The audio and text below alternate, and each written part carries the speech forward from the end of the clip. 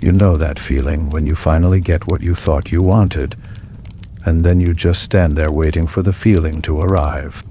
You wait for the joy, or the relief, or the pride to come flooding in. You wait for the moment to feel as big as you always imagined it would. And when it doesn't come, you start to think maybe you haven't done enough yet. Maybe the next thing will be the thing that finally makes everything feel the way it was supposed to. You were so sure about this one. You worked for it. You sacrificed for it. You told yourself that once you got here, everything would be different. And now you're sitting in the quiet of your own life, and the only thing that feels different is the absence of the wanting. There was a kind of energy in the wanting, kind of forward motion that kept you focused, kept you moving, kept you from having to sit still and feel whatever it is that's actually underneath all of that striving. And now you're still, and the stillness is louder than you expected it to be. You look around your apartment or your house or your room, and you notice things you hadn't noticed before. The quiet hum of the refrigerator, the way the light hits the wall in the afternoon, the small piles of things you keep meaning to deal with, and you wonder if this is what it was all for, to end up here, in this quiet, with nothing to chase right now. But you don't want to sound ungrateful.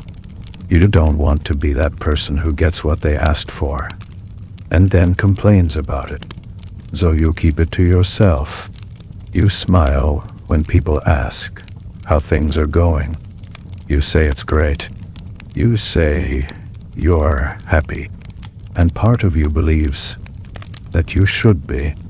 Part of you thinks maybe you just haven't let it sink in yet. Maybe the happiness is coming. Maybe it's delayed. But deep down you know the truth. The happiness isn't delayed. It just isn't there. And you don't know why that scares you more than failing ever did. When you were chasing it, you had a story about yourself. You were the person who was working towards something. You were the one who was going to make it. And that story gave you a shape. It gave you a place in the world. It gave you something to say when people asked what you were up to. You were on your way. You were becoming. And now you've arrived. And the story has ended. And you don't have a new one yet. You sit with friends and they talk about their own goals and their own struggles. And you nod along. You remember what that felt like. The urgency of it. The way every small setback felt like the end of the world. And you don't miss that feeling exactly, but you miss the clarity of it.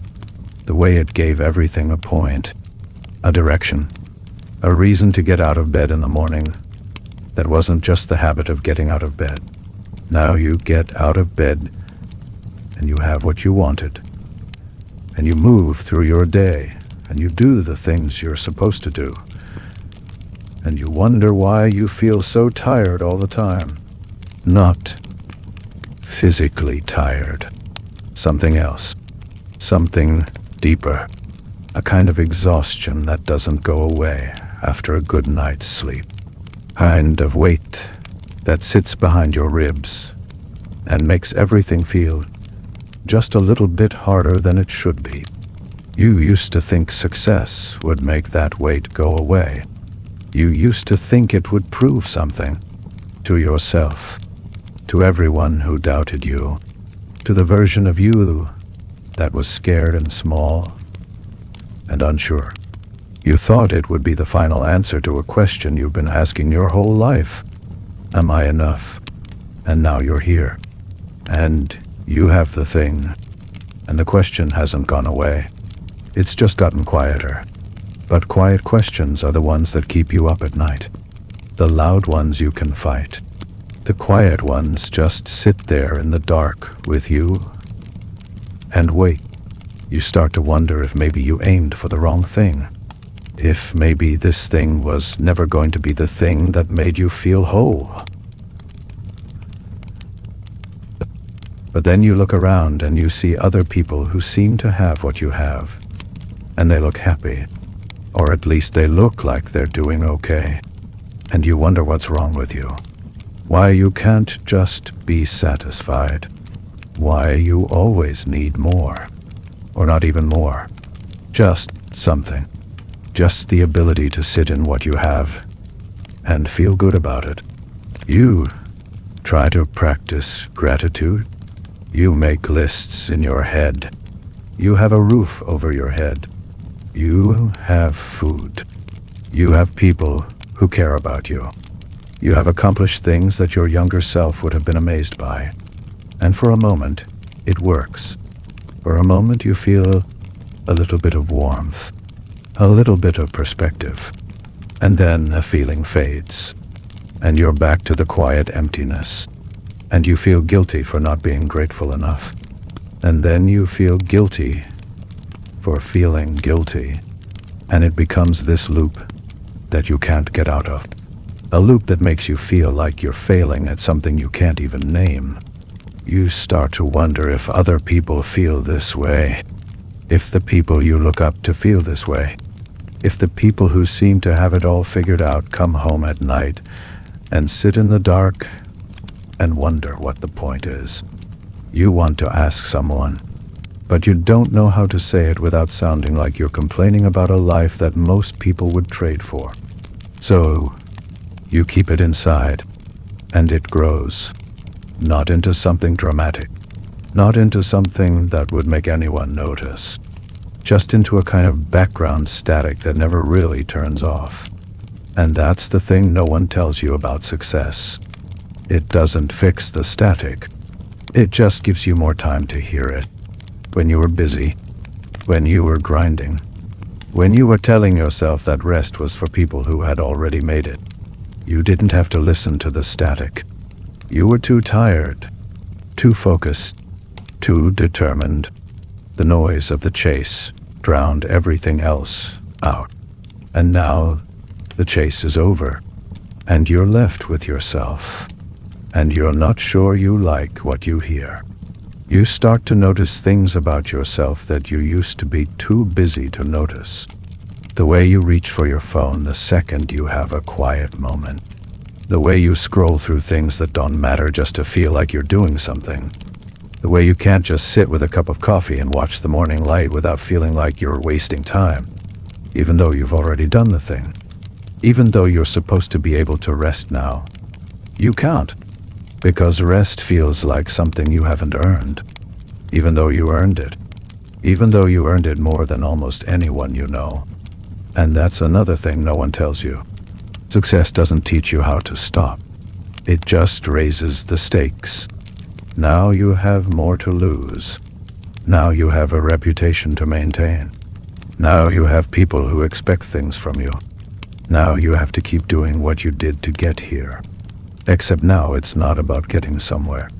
It's about staying somewhere. And staying is somehow harder than getting ever was. You start to wonder if you were happier when you had less. Not because having less was better, but because wanting more gave you a sense of purpose. A sense that you were on the right path. A sense that someday everything would be okay. And now someday is today. And everything is okay. And you feel the same as you always felt. Maybe worse. Because now you don't have the hope of someday to keep you warm. You look back at the person you were 5 years ago, 10 years ago. The person who stayed up late dreaming about this moment. The person who made vision boards and wrote down goals. And believed with their whole heart that getting here would solve everything.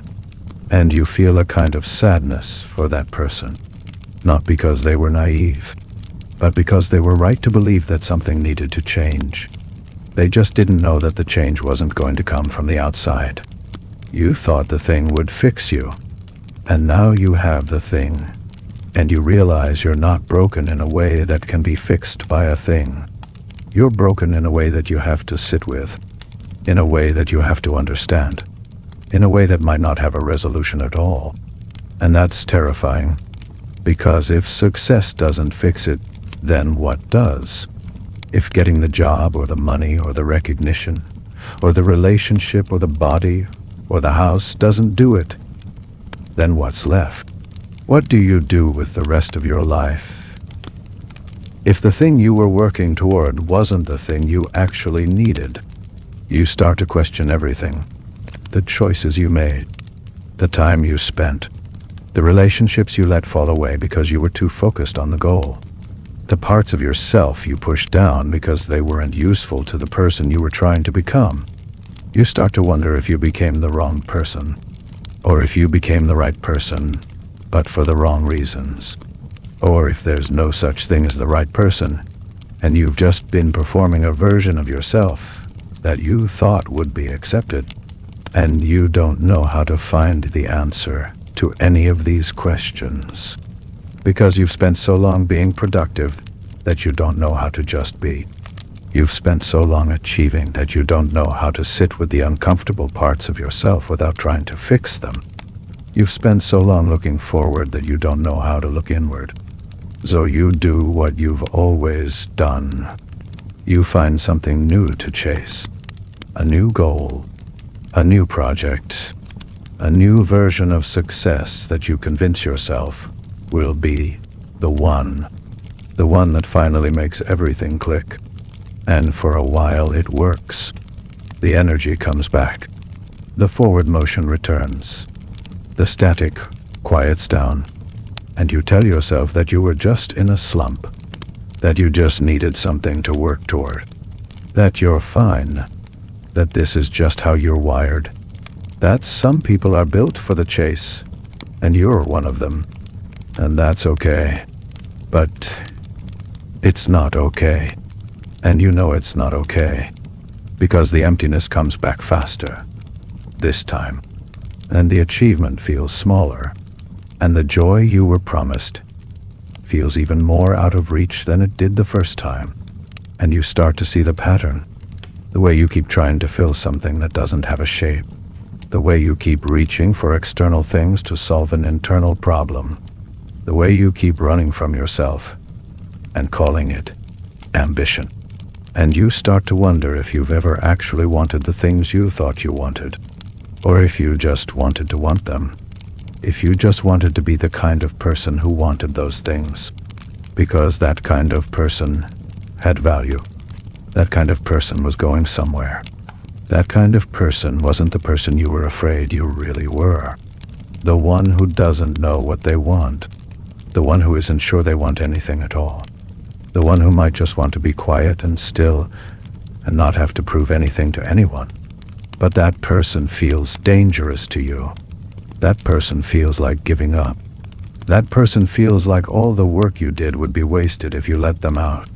So you keep chasing, even when you're tired, even when your body is telling you to stop, even when your mind is screaming that this isn't working. Because stopping feels like admitting that you wasted your life, and you're not ready to admit that. You're not ready to look at the years you spent and ask yourself if they meant anything. So you stay busy. You fill your calendar. You say yes to things you don't want to do. You take on new responsibilities. You tell yourself you're just being ambitious. You tell yourself this is what successful people do. You tell yourself that the feeling of emptiness is just a sign that you need to go bigger. That you haven't aimed high enough, that the emptiness is actually the universe telling you there's more for you to do, that you're not done yet. And for a while, that story works, because it's a good story. It's the story you've been telling yourself your whole life. The story that says you're not enough yet, but you will be. The story that says the emptiness is a lack of achievement, rather than a lack of something you don't have words for. The story that says if you just keep going, you'll eventually outrun the quiet voice that keeps asking why. But you never outrun it. You just get better at ignoring it, and it gets better at waiting. Then one day, something small happens, something that shouldn't matter. A comment from someone, a minor setback, a moment where you feel unseen, or unappreciated. And it hits you harder than it should, harder than it would have hit you before, because you don't have the forward motion to absorb it anymore. You don't have the belief that everything is going to be okay as long as you keep moving. You're moving, and it's not okay, and you don't know what to do with that. You sit in your car, or your room, or your office, and you feel it all at once. The exhaustion, the disappointment, the loneliness, the question that you've been avoiding for years. What is this all for? And you don't have an answer. And for the first time, you don't try to find one. You just sit there and let the question be there. And it's awful. And it's terrifying. And it's also the most honest moment you've had in a long time. You think about all the people who have told you that success is a journey, not a destination. And you always thought that was a cliche, something people said to sound wise. But now you wonder if they were trying to tell you something you weren't ready to hear. That the wanting is the part that feels good. That the becoming is the part that gives life meaning. That arriving isn't the prize. That arriving is just the moment when you have to figure out who you are, when you're not trying to become someone else. And you don't know who that is. You don't know what you like. You don't know what you believe. You don't know what you want when you're not performing want. You don't know how to be without the scaffolding of ambition holding you up. And that knowledge sits in your chest like a stone, heavy and cold and immovable. You start to look at the people around you differently, the ones who seem content, the ones who don't seem to be chasing anything in particular, the ones who just live their lives and enjoy their days and don't seem to carry the same weight that you carry.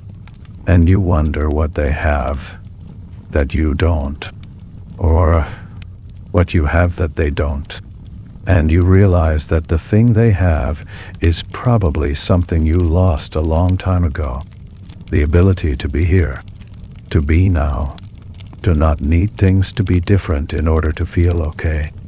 You don't know how to get that back. You don't know if you ever had it in the first place. Maybe you were always like this, always reaching, always striving, always telling yourself that happiness was just around the corner. Maybe the emptiness isn't new. Maybe it's just the first time you've stopped long enough to feel it. And that thought is both terrifying and liberating. Because if the emptiness has always been there, then maybe it's not about what you have or don't have.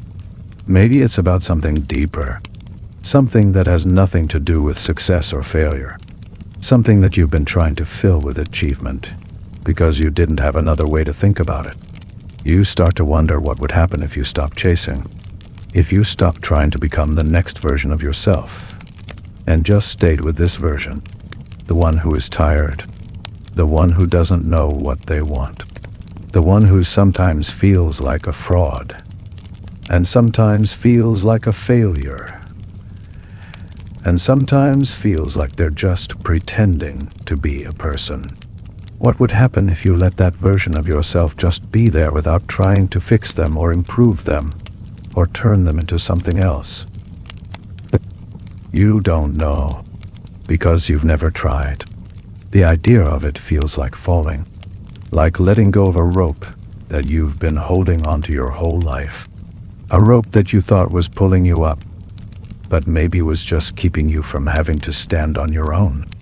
You think about the phrase enough. I am enough.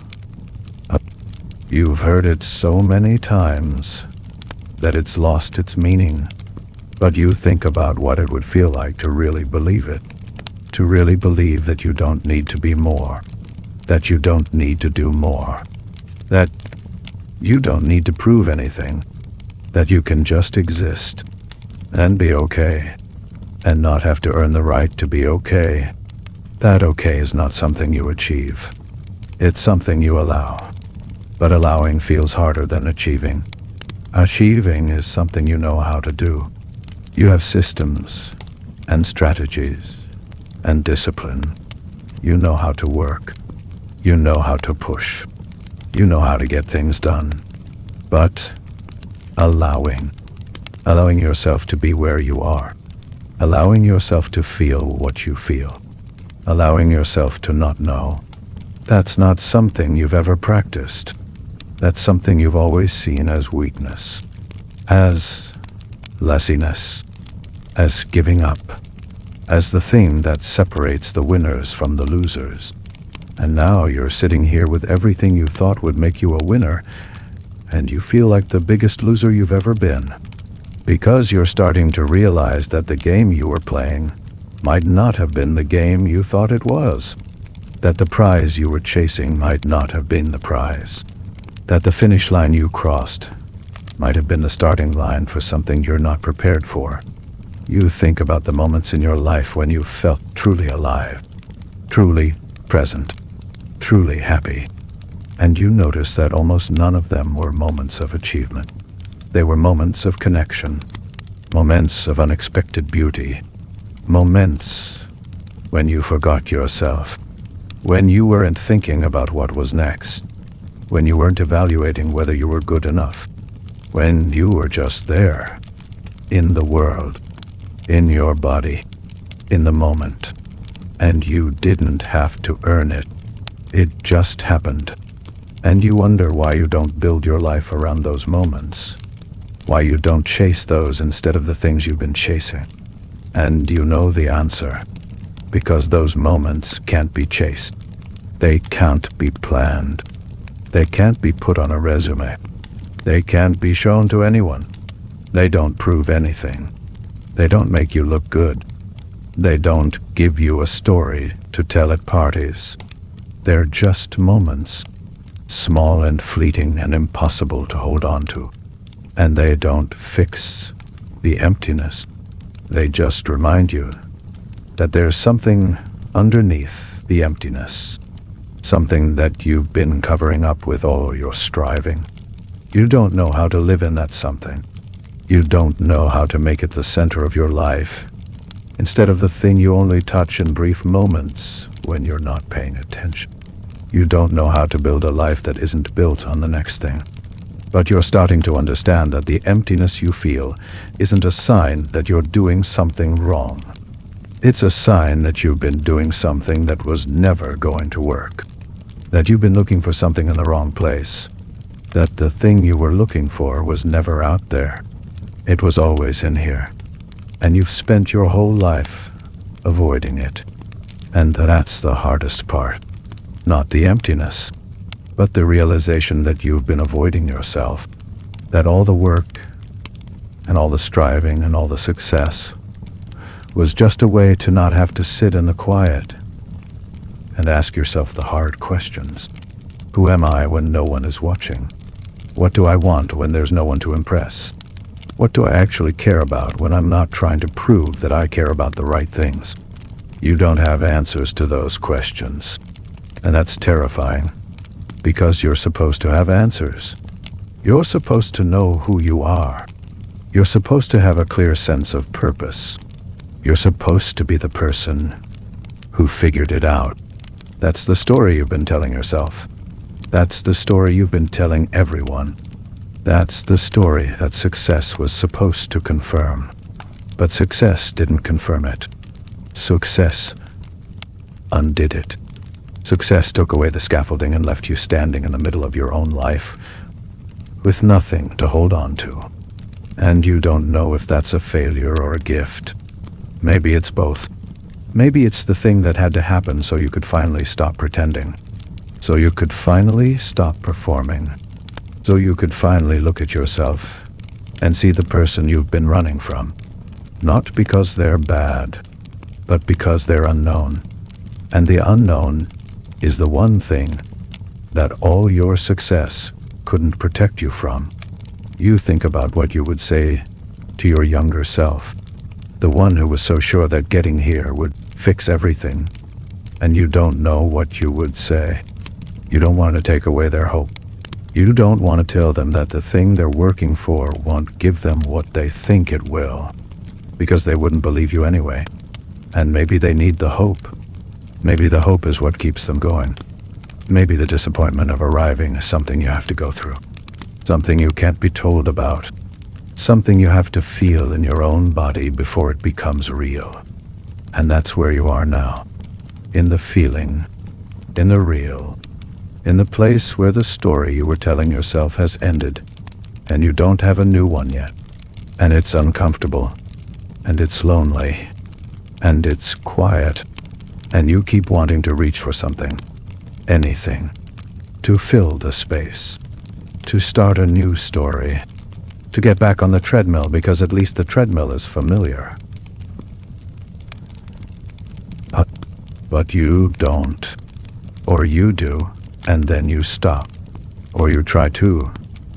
And something holds you back. A voice that's starting to get louder. A voice that says not yet. A voice that says stay here a little longer. A voice that says there's something in this quiet that you need to see. Something you've been running from your whole life. Something that might actually matter more than all the things you've been running toward. You don't know what that something is, but you're starting to feel it. A presence, a weight, a question that doesn't need an answer. A stillness that isn't empty. A depth that you've been covering with noise. And you're scared of it. And you're drawn to it. And you don't know what to do with it. So you just sit there. In the quiet. In the not knowing. In the place where you don't have to be anything. Where you don't have to prove anything. Where you can just be the person who doesn't know. And let that be enough for now. You think about all the things you thought success would bring. Freedom. Security. Peace. The ability to rest. The right to be happy. And you have those things. Or at least you have the external conditions that were supposed to create them. And they're not here. And you realize that the things you thought success would bring are not things that come from the outside. They're things that come from the inside. And you've spent so much time building the outside that you never learned how to build the inside. Or maybe you never learned how to stop building. How to let the inside be what it is without trying to improve it. You start to see the pattern in other areas of your life. The way you approach relationships like projects. The way you try to optimize your free time. The way you turn hobbies into side hustles. The way you can't just do something for the sake of doing it without thinking about how it's going to pay off. The way you've turned your entire life into a performance of productivity. And the emptiness is just the silence after the performance ends. The moment when you have to ask yourself if any of it was real. If any of it was you. You think about the word enough again. And you realize that it's not about what you have. It's about what you believe. And you don't believe you're enough. You never have. You thought success would give you that belief. You thought it would be the evidence that you needed. The proof that you were worthy. The thing that would finally convince you that you didn't have to keep trying so hard. But the evidence doesn't work. Because the belief isn't based on evidence. It's based on something older, something deeper, something that no amount of success can reach. And that's the real emptiness. Not the lack of success, but the lack of something that success can never provide. The lack of a fundamental okayness with yourself. A fundamental belief that you are allowed to exist. That you are allowed to take up space. That you are allowed to be happy without earning it.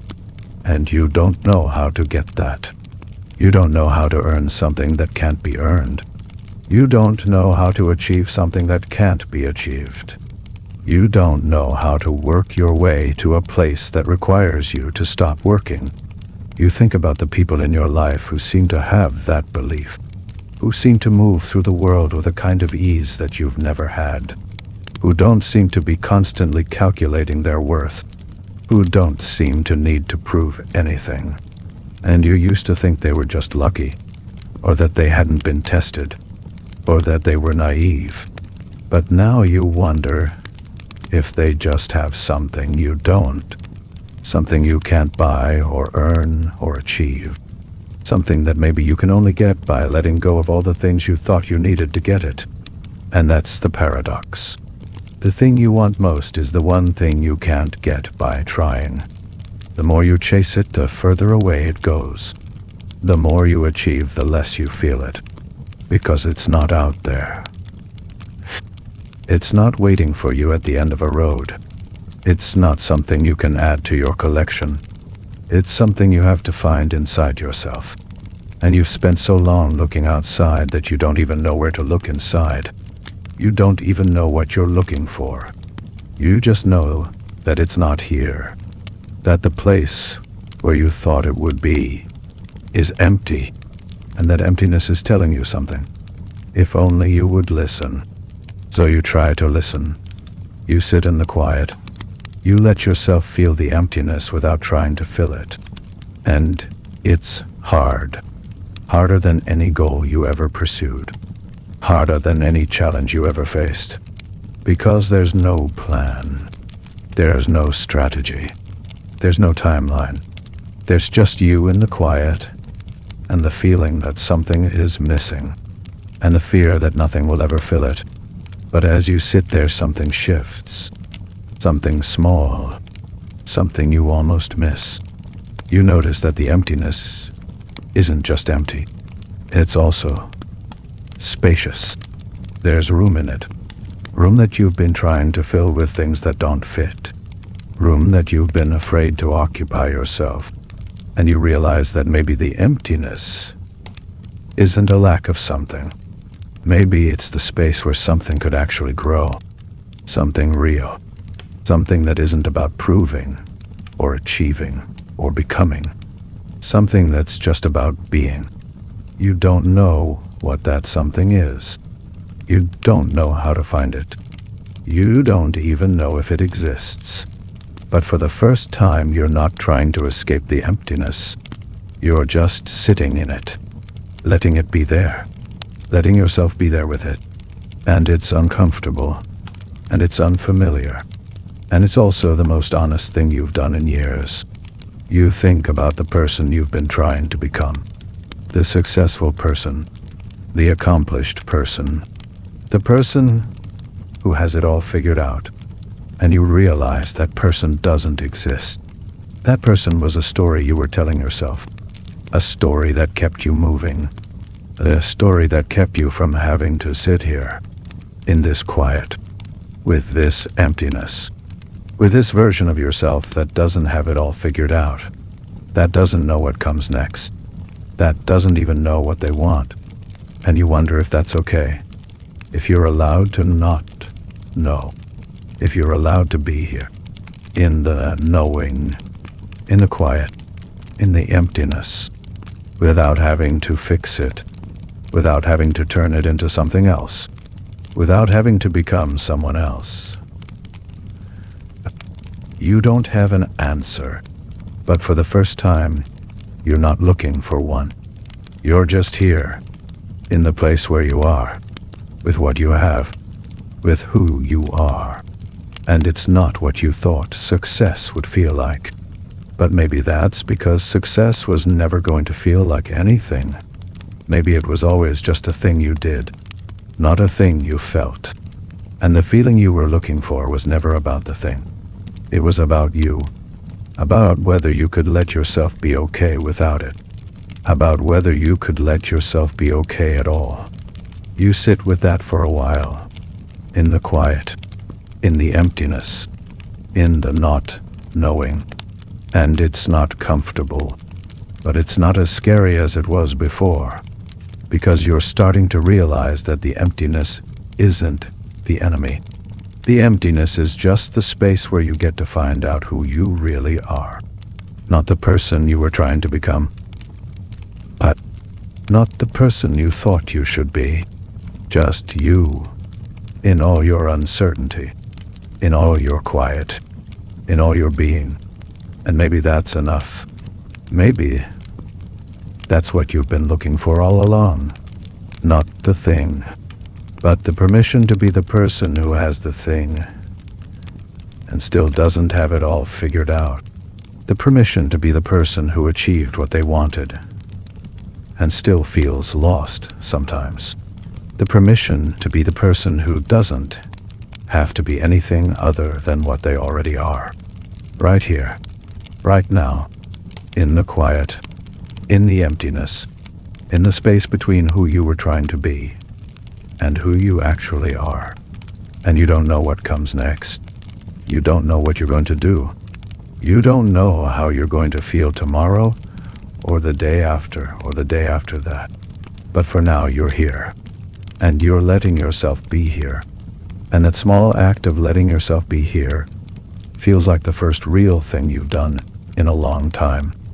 The first thing that wasn't about proving or becoming or achieving. The first thing that was just about being.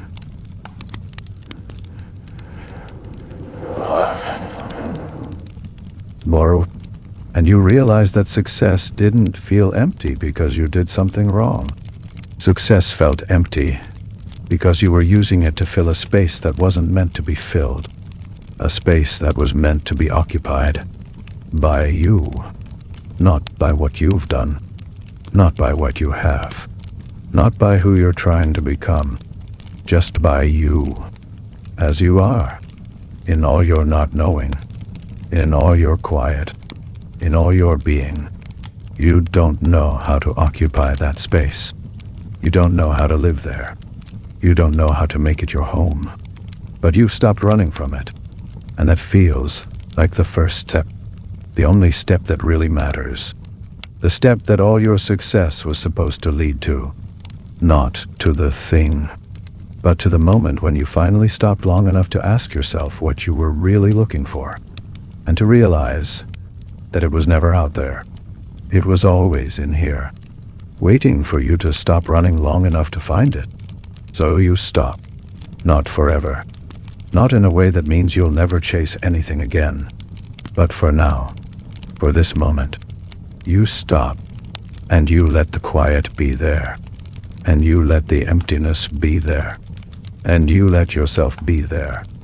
And it's not the feeling you thought success would bring, but it's something real, something true. Fine. Something that might just be the beginning of something you never knew you were looking for. Something that might just be the feeling of finally coming home. Not to a place, but to yourself. The self you were before you started trying to become someone else. The self that was always there, waiting for you to stop long enough to see them, to hear them, to be them. And you don't know what happens next. But for the first time in a long time, you're not trying to figure it out. You're just here, in the quiet, in the emptiness, in the space where you get to be exactly who you are. Not who you thought you should be. Not who you were trying to become. Just you. Though, with your tiredness, and your questions, and your not knowing. Just you. In the place where success couldn't reach. In the place where only you could go. In the place that was always yours. Waiting for you to come back. And you're here now. And it's enough. But not because you've achieved anything, but because you've stopped. And in the stopping you found something you didn't know you lost. Something that was never lost. Something that was always there, waiting for you to let go of everything you thought you needed to be, in order to finally be who you already are. And then, something changes. Not all at once. Not in a dramatic way that you could point to and say, there it is. It happens slowly, in the mornings when you wake up, and for a few seconds you forget to feel the weight. In the evenings when you catch yourself not reaching for your phone right away. In the small moments when you realize you've been staring out the window for 5 minutes and you weren't thinking about anything at all. You start to notice that the emptiness isn't as sharp as it used to be. It's still there. It's still a presence. But it's more like a room you've gotten used to than a wound you keep touching. You've stopped trying to decorate it. You've stopped trying to fill it. You've just started living in it. And living in it is different than you expected. It's quieter. It's slower. It's lonelier in some ways. But it's also more real. More honest. More like the life you were actually living instead of the life you were pretending to live. You start to ask yourself different questions. Not what's next. Not what should I be doing. But what do I actually want? Not what would impress people. Not what would make me look successful. Not what would prove that I'm worth something. Just what do I want? And you're not sure you know how to answer that. You've been asking yourself the wrong question for so long that the right one feels foreign, like a language you used to know but forgot. You think about the things you do every day, the routines, the habits, the small rituals that fill the hours, and you start to notice which ones feel like something you actually want to do, and which ones feel like something you're supposed to do. And the difference is subtle. It's not about whether something is productive or not. It's about whether it feels like yours, whether it feels like it belongs to you, or whether it feels like you're doing it for someone else, for some audience that you're not even sure is watching anymore. You realize that most of your life has been lived for an audience, even when you were alone, especially when you were alone. There was a voice in your head that was always watching, always evaluating, always asking if what you were doing was enough, if you were being the right kind of person, if you were using your time well, if you were becoming the person you were supposed to become. And that voice was exhausting, but you didn't know it was there. You thought it was just you, just your own thoughts, just the way you are. But now that you've stopped running, you can hear the voice more clearly. And you can hear that it's not your voice. Or maybe it is, but it's a version of you that you don't want to be anymore. A version that was scared. A version that thought the only way to be safe was to be impressive. A version that believed love and respect had to be earned through achievement. A version that never learned how to just be without performing. You start to wonder where that voice came from. Your parents, maybe. Or the culture you grew up in, or the schools that taught you that your worth was measured in grades and accomplishments, or the social media that turned your life into a highlight reel and made you feel like you were always coming up short. Or maybe it was all of it. Maybe it was the water you were swimming in and you never knew you were wet until you got out, and now you're out, or at least you're standing at the edge. And you can see the water for what it was. And you're not sure you want to get back in. But you're not sure how to live on land either. Because everything you know how to do is in the water. Everything you know how to be is a version of you that was swimming. And now you're standing here on the shore and you don't know how to be this person. The one who isn't swimming. The one who isn't striving. The one who isn't trying to prove something. You think about the people you've admired over the years, the ones who seemed to have a kind of peace that you envied, and you realize that they weren't the most successful people you knew. They weren't the ones with the biggest houses or the most impressive titles. They were the ones who seemed to be living their own lives, who seemed to have a sense of what mattered to them, who seemed to be okay with who they were, who didn't need to be more than they already were. You used to think they were settling. You used to think they just didn't have the drive that you had. You used to think that you were better than them because you wanted more. But now you're not so sure. Now you're starting to think that maybe they had something you didn't. Something that made all the wanting feel less urgent. Something that made the quiet feel less like emptiness and more like peace. You wonder if you can learn that, or if it's something you have to unlearn. All the things you've been taught about what matters. All the messages you've absorbed about what success looks like. All the ways you've been told to measure your life. Maybe the emptiness isn't a lack of success. Maybe it's the space where all those messages used to live. And now that they're gone, you don't know what to put in their place. Or maybe you don't need to put anything in their place. Maybe the emptiness is actually the freedom to decide for yourself what matters.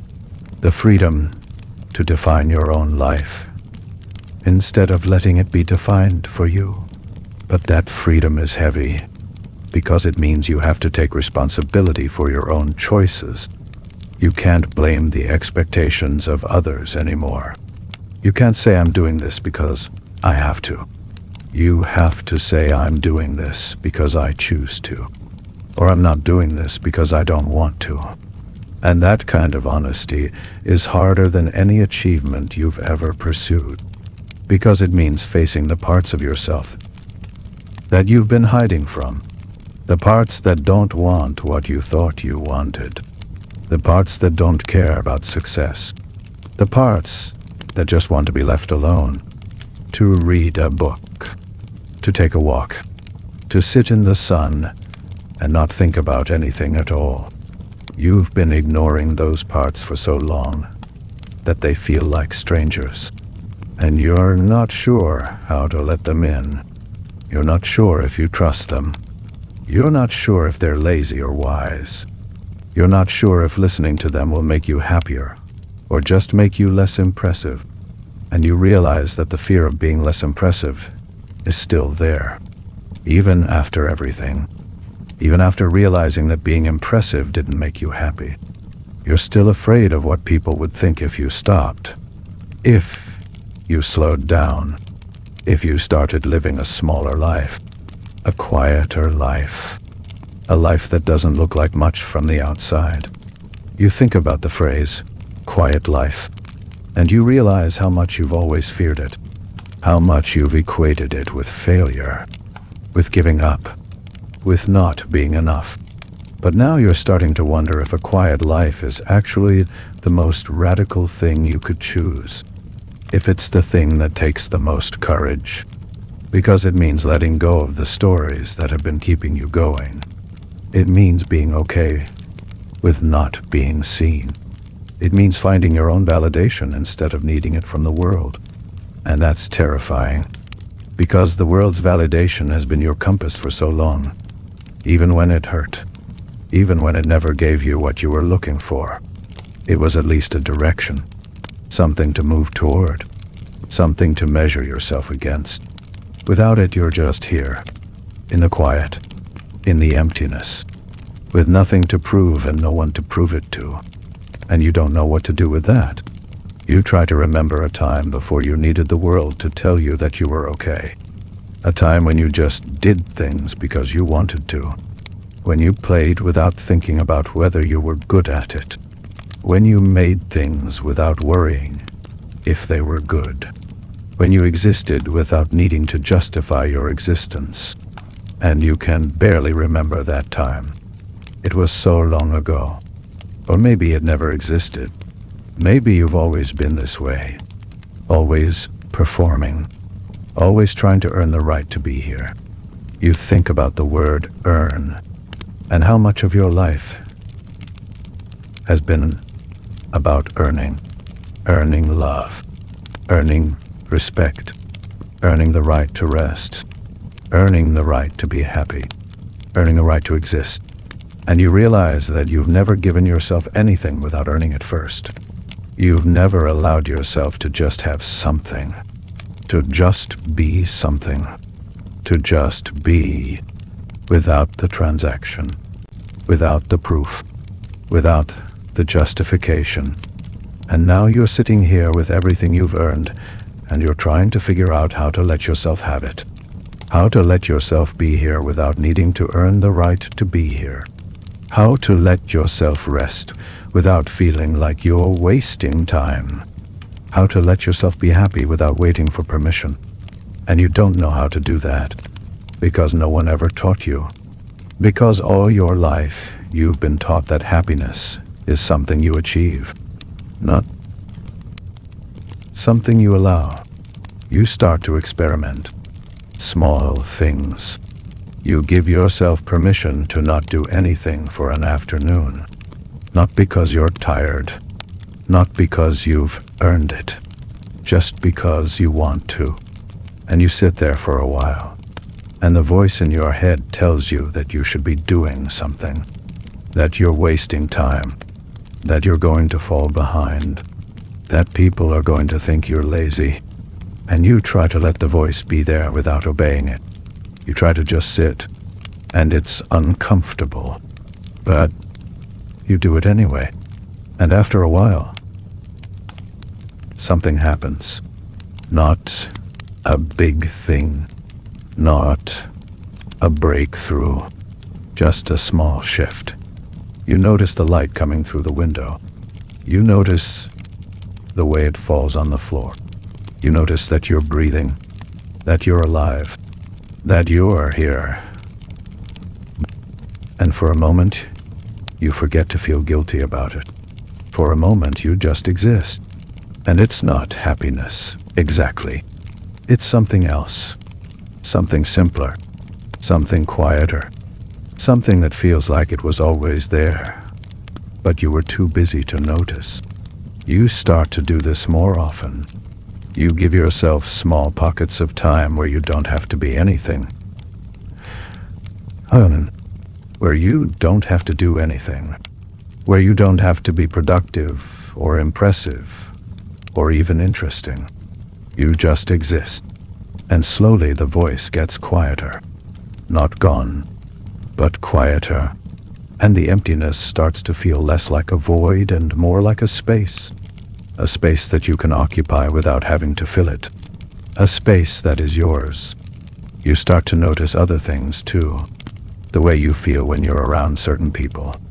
The way you feel when you're alone. The way you feel when you're doing certain things. And you start to pay attention to what actually feels good. Not what you think should feel good. Not what you've been told feels good. But what actually feels good to you. In your body, in your bones, in the quiet moments when you're not performing for anyone, and you realize that you don't actually know what feels good to you. You've been so focused on what feels impressive that you've lost touch with what feels real. You've been chasing the feeling of being seen instead of the feeling of being alive. And being seen is a good feeling. It's a powerful feeling. It's a feeling that can keep you going for years. But it's not the same as being alive. It's not the same as feeling connected to yourself. It's not the same as feeling like you're exactly where you're supposed to be. You start to wonder what it would be like to build a life around what actually feels good to you. Not what looks good. Not what sounds good when you tell people about it. But what actually feels good, in the moment, in your own experience, without an audience. And you realize that you have no idea what that life would look like, because you've never built anything for yourself. You've only ever built things for an audience. You think about the times in your life when you felt most alive, most present, most like yourself. And you try to remember what you were doing in those moments. You were usually with people you loved, or you were in nature, or you were making something with your hands, or you were listening to music, or you were laughing so hard you couldn't breathe, or you were crying, actually crying, letting yourself feel something fully without trying to control it. And you realize that none of those moments were about achievement. None of them were about proving anything. None of them were about becoming someone else. They were about being. Just being. All in the moment. In your life. In your body. With whatever was there. And you want more of that. You want to build a life that creates more of that. But you don't know how. Because the things that create those moments are not things you can plan. They're not things you can put on a calendar. They're not things you can optimize. They're things that happen when you're not trying, when you're not performing, when you're just present.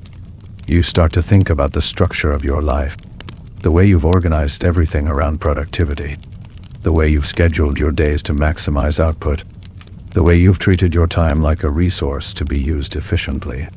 And you realize that this structure might be the thing that's killing the very thing you're looking for. That you can't schedule presence. You can't optimize joy. You can't force yourself to feel alive by being more productive. The more you try to control your life, the less life there is in it. You think about what it would be like to let go of some of that control, to let your life be messier, slower, less efficient, to leave room for the unexpected, to leave room for nothing, to leave room for the things that don't have a purpose. And that thought is terrifying, because your whole identity is built on control, on efficiency, on being the person who gets things done, who has it together, who is always moving forward. And if you let go of that, you don't know who you are. But maybe that's the point. Maybe you've been holding on to an identity that was never really yours. Maybe the person you think you are is just a collection of habits and defenses that you built to survive. And maybe the real you is somewhere underneath, waiting for you to stop being so busy long enough to let them out. You start to imagine what your life would look like if you stopped trying to be impressive. If you stop trying to be the person you think you should be. If you just let yourself be whoever you actually are. And you realize that you don't know who that is. You've been performing for so long that you've forgotten what's underneath the performance. Or maybe there is no underneath. Maybe the performance is all there is. And that thought is terrifying, because if there's no underneath, then what are you? Just a collection of roles and achievements and things you've done. Nothing more. You sit with that fear for a while. The fear that there's nothing underneath. That you're just a hollow shell. That all the striving was covering up an emptiness that goes all the way down. And for a moment, you believe it. For a moment you feel like you're nothing. Like all the success in the world couldn't fill the hole. Because the hole is the only thing that's real. But then you notice something. You notice that you're the one who's noticing. That there's a part of you that's observing all of this. That's aware of the fear and the emptiness and the hollow feeling. And that part doesn't feel hollow. That part feels present. That part feels like you. The real you. The one who's been there all along. Watching. Pablo. Rating. Conference. Directaris horizontal corporis. Not performing. Just being. And you realize that the emptiness isn't the only thing that's real. The awareness of the emptiness is real too. And that awareness is not empty. That awareness is full. Full of something you don't have words for. Something that's always been there. Something that doesn't need to achieve or prove or become. Something that just is. You start to wonder if that awareness is what you've been looking for. Not the things you achieve. Not the recognition you receive. But the part of you that's aware of all of it. The part that's been there from the beginning. The part that doesn't change, no matter how much you achieve or fail. The part that just witnesses, that just experiences, that just is. And you realize that you've been so focused on the things you're aware of, that you've never paid attention to awareness itself. You've been so focused on what you're doing, that you've never noticed who's doing it. You've been so focused on the story of your life that you've never noticed the one who's telling the story. And that one is not empty. That one is not hollow. That one is not waiting for something to fill it. That one is already full, already complete, already enough. You don't know how to live from that place. You don't know how to make that awareness the center of your life instead of the background. But you know it's there. And knowing it's there changes something. It changes the way you look at the emptiness. Because the emptiness isn't empty. It's just the space where awareness lives. The space where you live. Before you add all the things that you think make you someone. The space that is you. Not the you that you've built, but the you that you are. Underneath all of it, you start to pay attention to that space, not trying to change it, not trying to fill it, just paying attention. And as you pay attention, you notice that it's not empty at all. It's full of something. Something that feels like life. Something that feels like presence. Something that feels like you. Not the you that you've been trying to become, but the you that you've always been. The one who was there before all the striving. The one who will be there after all the striving ends. And you realize that the reason success felt empty is because you were trying to use it to fill a space that was never empty. A space that was always full. A space that you just weren't paying attention to. You were so focused on what you were building on the outside that you never noticed what was already there on the inside. And what was already there didn't need to be built. It didn't need to be earned. It didn't need to be achieved. It just needed to be seen, to be felt, to be lived. You think about all the time you spent chasing things you thought would make you feel whole, and you realize that you were chasing something you already had. You were looking for something that was never lost. You were trying to become someone you already were. And the emptiness was just the absence of the chasing. The moment when you stopped running long enough to realize that you were already home. That you had always been home. That the home you were looking for was never a place you could get to. It was a place you could only return to by stopping. And now you're here. In the stopping, in the quiet, in the space that was always yours. And it doesn't feel like you thought it would. It doesn't feel like triumph or peace, or anything you can name. It just feels like here, like this, like being. And you don't know if that's enough. But for now, you're willing to find out. You'll let the days pass, not in a blur of busyness, but in a slow unfolding. You wake up and you don't immediately check your phone. You make coffee and you sit with it. You let your mind wander. You let it be quiet. You notice the morning light. You notice the way it changes as the sun rises. You notice the way the world wakes up around you. And you don't try to capture any of it. You don't try to turn it into something. You just let it be there.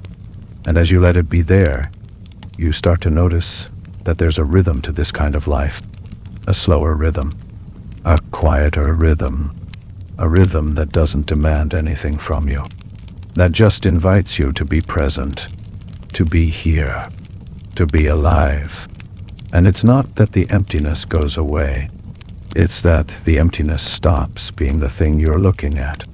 It becomes the background instead of the foreground.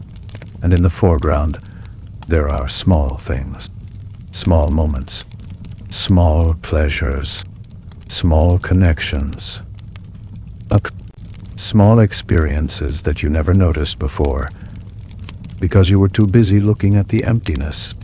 You start to see that the emptiness was never the problem. The problem was that you were staring at it, trying to figure it out, trying to fix it, trying to fill it. And the more you stared, the bigger it got. The more you tried to fix it, the more broken it felt. The more you tried to fill it, the more empty it seemed. But when you stopped staring at it, when you stopped trying to fix it, when you just let it be there, and turn your attention to the small things that are actually in your life, it stops being so loud. It stops being so big. It just becomes part of the landscape, a part of the background, a part of being human. You think about all the people you know who seem to be chasing the same things you chased, who seem to be running the same race, who seem to believe that the next thing will be the thing that finally makes them feel whole. And you feel a kind of tenderness toward them, because you know what it's like to run that race. You know what it's like to believe that the emptiness is a sign that you haven't done enough yet, and you want to tell them that it's not. That the emptiness is not a sign of failure, that it's just a sign that you're human, that you're alive, that you're here. But you know they wouldn't believe you, because you wouldn't have believed you either. Not when you were running, not when you were convinced that the next achievement would finally fix everything. Not when you were so sure that the emptiness was something to overcome instead of something to sit with. So you don't say anything. You just hold the knowing, and you let them run. And you hope that someday they'll stop long enough to find what you're finding. That they'll stop long enough to realize that they were never running towards something. They were running away from themselves. And that the only way to get where they're trying to go is to stop, to turn around, to come back to the place they started, to the place they never should have left. You come back to that place more and more, not all at once, not in a way that feels like a decision, but in a way that feels like a returning, a remembering, a recognition that you've been here before, that you've always been here, that you just forgot, that you got lost in the story of becoming and forgot that you already were. And you start to live differently, not in a dramatic way, not in a way that anyone would notice, but in small ways, in the way you spend your time, in the way you talk to yourself, in the way you make decisions. You start to ask yourself different questions. Does this feel true to me? Does this feel like something I actually want? Does this feel like it's coming from who I am, or from who I think I should be? And you start to listen to the answers, even when they're uncomfortable, even when they don't fit the story you've been telling yourself, even when they mean letting go of things you thought you wanted. And you let go, slowly, not all at once, but piece by piece. You let go of the goals that don't feel like yours. You let go of the relationships that feel like performances. You let go of the habits that were designed to impress people you don't even like. You let go of the voice that tells you you're not enough, not because you've silenced it, but because you've stopped believing it, because you've realized that enough is not something you become. It's something you already are, something you've always been, something that no amount of success can add to, and no amount of failure can take away. And as you let go, you start to feel lighter. Not in a way that feels like happiness, not in a way that feels like relief, but in a way that feels like you're taking off clothes that were too tight, that you're stepping out of a costume you've been wearing for so long you forgot it wasn't you, that you're coming home to a body that you left a long time ago, a body that's been waiting for you, a body that knows how to breathe, a body that knows how to rest, a body that knows how to feel without trying to control what it feels. You start to trust that body, that self, that awareness that's been there all along. You start to trust that it knows what it needs, that it knows what it wants, that it knows how to live, without you having to figure everything out, without you having to control everything, without you having to be the one who's in charge. And that trust feels like something you've never felt before, something that's been missing your whole life, something that feels like peace, Not the peace of having everything figured out, but the peace of not needing to figure everything out. The peace of being okay with not knowing. The peace of being here. Right here. In this moment. In this life. In this body. In this self that was never lost. That was always here. Waiting for you to come back. You come back again and again. Not perfectly. Not in a straight line. Some days you forget. Some days you get caught up in the old patterns. The old striving. The old need to prove something. The old voice that tells you you're not enough. And on those days the emptiness comes back. Loud and sharp and demanding. And you want to run. You want to find something to chase. You want to believe that the next thing will fix it. But now you know something you didn't know before. You know that running doesn't work. You know that the next thing won't fix it. You know that the emptiness is not the enemy. And so you stop. You stop and you sit. You let the emptiness be there. You let the voice be there. You let the fear be there. And you don't try to fix any of it. You just sit with it. And slowly, it passes. Not because you did something, but because you stopped doing something. You stopped running. You stopped fighting. You stopped trying to be someone else. And in the stopping, you find yourself again. The self that was always there. The self that doesn't need to be fixed. The self that is enough. Not because it's achieved anything, but because it's here. Because it's alive. Because it's you. You start to realize that this is what you were really looking for.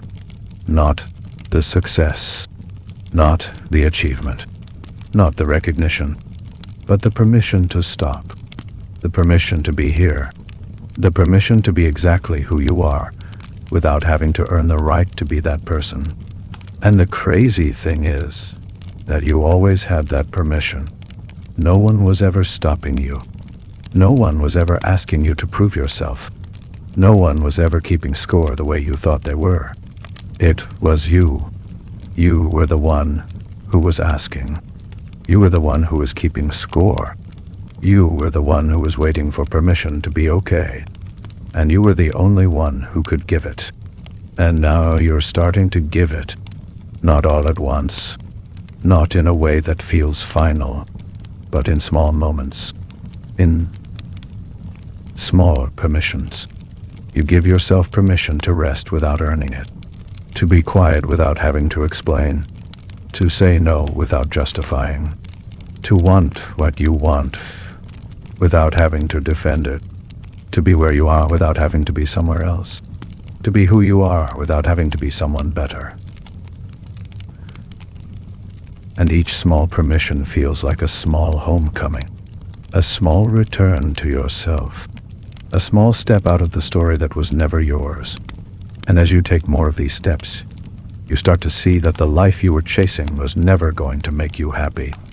Not because it wasn't a good life, but because happiness was never the point. The point was the chasing. The point was the becoming. The point was the hope that someday you would be enough. And now you're here. And you're enough. Not because you became something, but because you stopped becoming. Because you let yourself be. You think about the word enough again. And it doesn't feel like a destination anymore. It feels like a starting point. Like the place you begin from. Not the place you get to. Like the ground underneath your feet. Not the horizon in the distance. And you realize that you've been standing on this ground your whole life. You just never looked down. You were always looking ahead. Always looking for the next thing.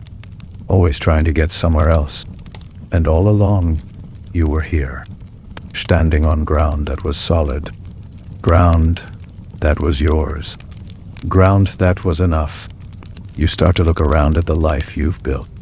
Not the life you were trying to build, but the life you actually have. the people in it, thus you live, what the things you do, and you start to see it differently, not as a collection of achievements or failures, but as a collection of moments, of experiences, of connections, of small beautiful things that you've been too busy to notice, and you start to notice them now. The way your friend laughs, the way the light falls on your table in the morning, the way your body feels when you stretch, the way the world looks after it rains, the way it feels to be warm and safe and quiet. And you realize that these things were always there. They were always the things that mattered. They were always the things that made life worth living. But you couldn't see them because you were always looking past them, always looking at what was next, always looking at what you didn't have, always looking at the emptiness. And now you're looking at what's here. And what's here is not empty. What's here is full, full of life, full of love, full of small moments that are easy to miss but impossible to replace, full of a richness that no amount of success could add to, full of a beauty that no amount of failure could take away. You don't know how long this will last. You don't know if tomorrow you'll wake up and the old voice will be back, the old striving, the old emptiness, the old need to be someone else. You don't know if you'll forget again, if you'll get lost again, if you'll find yourself running again. But you know something now that you didn't know before. You know that the way back is to stop, that the way home is to be here, that the thing you were looking for was never out there. It was always in here, in the quiet, in the emptiness, in the space that was always yours, waiting for you to come back. And so you come back, not once, but again and again. Every time you forget, every time you get lost, every time you start running, you come back to the quiet, to the stillness, to the place where you don't have to be anyone, where you don't have to do anything, where you can just be. And in that being you find something you never knew you were looking for, something that was there all along, something that is you, the you that was before all the striving, the you that will be after all the striving ends, the you that is enough, not because you earned it, but because you are, because you exist, because you are here. And that is the thing that success could never give you. Not because success is bad, but because success is about doing. And what you needed was not about doing. It was about being. It was about the part of you that doesn't change when you succeed or fail, the part of you that is always there, the part of you that is not defined by what you do or what you have, the part of you that is just you, the part that you've been running from your whole life, the part that you're finally learning to come back to. You come back to it in the morning when you first wake up, before the thoughts start, before the to-do list, before the voice that tells you what you need to do today. You come back to it in the quiet moments, when you're not trying to be anywhere, when you're not trying to be anyone. You come back to it when you're walking, when you're eating, when you're sitting with someone you love, when you're alone, when you're doing nothing, when you're just here.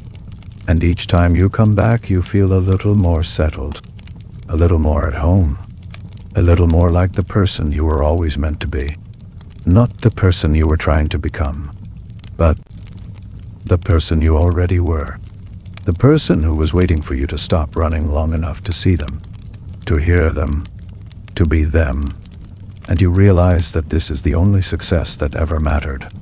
Not the success of achieving something, but the success of coming home to yourself, to your life, to the moment, to the person you are, right here, right now, with everything you've done and everything you haven't.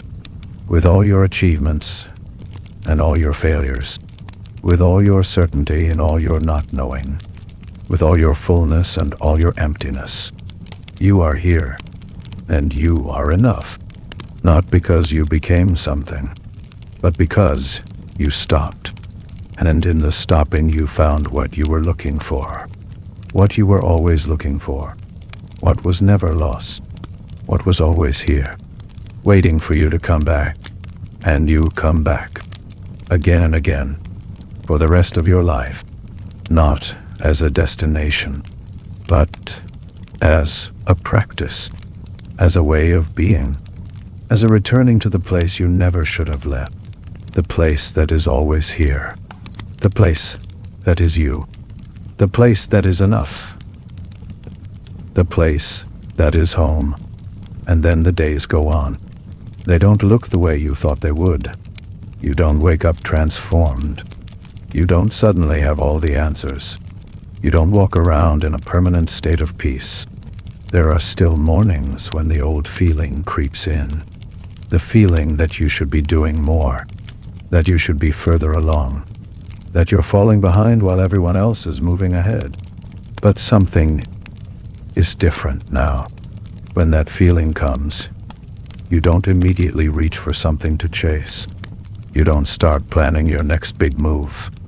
You don't open your phone to see what other people are doing. You just notice it. You notice the feeling. You notice the way it sits in your chest. You notice the way it tries to pull you forward. And then you let it be there without letting it drive. That's the practice. Not getting rid of the feeling, but not being ruled by it either. You let it come. You let it sit. You let it pass. And it always passes. Not because you did something, but because you didn't do something. You didn't feed it. You didn't act on it. You just let it be a feeling instead of a command. You start to see the difference between feelings and actions. You used to treat them as the same thing. If you felt like you weren't enough, you would go out and do something to prove you were.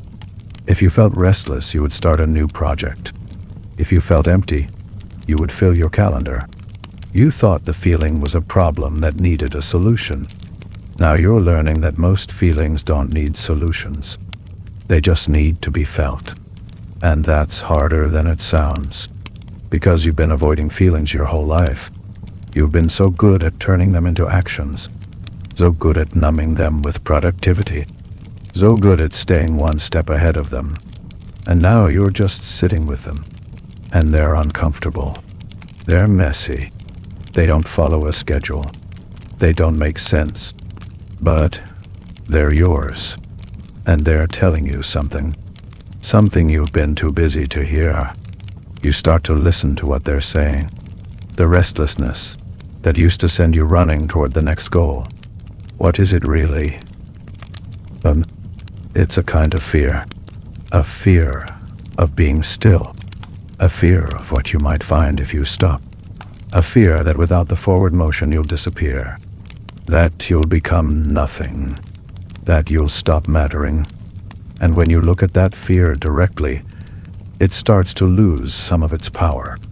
Not because you solve it, but because you see it for what it is. A fear, not a fact. The emptiness that used to feel like a void. What is it really? It's a space that you've been filling with noise and achievement and distraction. A space that you thought was supposed to be filled. But maybe it's not supposed to be filled. Maybe it's supposed to be there. Maybe it's the space where something new can grow. Something that isn't about achievement. Something that's about you. Something that only has room to appear when you stop cramming things into it. You start to wonder about all the things you've been cramming into that space. The goals. The projects. The relationships you pursued more for how they looked than how they felt. The things you bought to prove something to yourself. The hours you spent doing things you didn't want to do because you thought you should. And you start to see that most of it wasn't yours. It was borrowed. It was the life you thought you were supposed to live, not the life you actually wanted. And now you're clearing out the space, not all at once, not in a purge that feels dramatic, but slowly, quietly, you start to notice what you actually want to keep, what actually feels like yours, what actually feels like it belongs in the life you're building. And you're surprised by how little that is, not because you don't want much, but because you've been carrying so much that was never yours to carry. You think about the word enough again, and it keeps changing shape. At first, it was something you were trying to become. Then it was something you realized you already were. Now it's something that feels less like a state and more like a practice of coming back, of reminding yourself, of choosing to believe that you are enough even when the old voice tells you you're not, especially when the old voice tells you you're not, because the old voice doesn't go away. It gets quieter. It shows up less often, but it still shows up. And when it does, you have to choose. You have to choose whether to listen, whether to obey, whether to go back to the old way of doing things. And sometimes you do. Sometimes you slip. Sometimes you find yourself chasing something new, convincing yourself that this time it will be different, that this time the achievement will fill the space, that this time you'll feel the way you always thought you would. And then you catch yourself. You feel the familiar pattern, the familiar excitement, the familiar hope that this thing will finally be the thing. And you pause, and you ask yourself the question you've learned to ask. What am I really looking for? And if you're honest, the answer is always the same. You're looking for permission to be okay. You're looking for evidence that you're enough. You're looking for something outside yourself to give you something you can only give yourself. And that's when you stop. Not because it's easy, but because you know now that the chase won't end. Not with this thing, not with the next thing, not with anything. The only thing that ends the chase is stopping. The only thing that fills the space is realizing it was never empty. The only thing that makes you enough is deciding that you already are. You make that decision again and again. Some days it feels true. Some days it feels like a lie you're telling yourself. Some days you believe it. Some days you don't. But you keep coming back to it because the alternative is a life of running. And you've run enough. You've earned the right to stop, not because of what you've achieved, but because you're tired. And because stopping is the only way to find out what's on the other side of the running. What you find on the other side is not what you expected. It's not a permanent state of happiness. It's not a life without problems. It's not the resolution of all your doubts and fears. What you find is a life that feels like yours. A life that you're choosing instead of falling into. A life that has room for the things that actually matter to you. Even if those things don't look impressive to anyone else, you start to make space for those things. You read books that have nothing to do with self-improvement. You spend time with people who don't care about your status. You go for walks without a destination. You let yourself be bored. You let yourself be quiet. You let yourself be nothing for a while. And in that nothing you start to find something. A sense of yourself that doesn't depend on what you do. A sense of enough that isn't fragile. A sense of peace that isn't dependent on circumstances. It's not a big peace. It's not the kind of peace you see in movies or read about in books. It's a small peace, a quiet peace, A peace that comes from letting go of the need to be somewhere else. A peace that comes from being here, right here, in this life, with all its mess and uncertainty and not knowing. A peace that doesn't need everything to be figured out. That doesn't need to be impressive. That just needs to be. You think about all the time you spent trying to figure your life out, trying to find the right path, trying to make the right choices, trying to avoid mistakes. And you realize that you were treating life like a problem to be solved, instead of a thing to be lived. And the more you tried to solve it, the more it felt like a problem. The more you tried to get it right, the more wrong it felt. The more you tried to control it, the more out of control you felt. Now you're trying something different. You're trying to let it be, to let yourself be, to let the questions be there without needing answers, to let the uncertainty be there without needing certainty, to let the emptiness be there without needing to fill it. And it's not that the questions go away. It's that they stop feeling like emergencies. They stop feeling like something you have to fix right now. They become part of the background, part of being human, part of being alive. You start to notice that other people are carrying the same questions. The people you thought had it all figured out. The people you looked up to. The people who seem to have arrived. They're carrying the same weight. They're asking the same questions. They're feeling the same emptiness. They're just better at hiding it. Or maybe they're not better at hiding it. Maybe you just weren't looking. Maybe you were so focused on your own emptiness that you couldn't see theirs. You start to see it now. The way people cling to their achievements. The way they talk about their goals, like they're the only thing keeping them afloat. The way they fill their calendars and their houses and their lives with things that don't seem to make them happy. The way they laugh a little too loudly, and smile a little too quickly, and move a little too fast to ever sit still. And you recognize yourself in them, the person you were, the person you're still capable of becoming again if you're not careful. And you feel a kind of compassion for them, and for yourself, for all of you who are running the same race, who are chasing the same things, who are hoping that this next thing will finally be the thing. You want to tell them what you're learning, that it won't, that it never will, that the thing they're looking for is not out there, that it's in here, that it's in the stopping, in the quiet, in the being.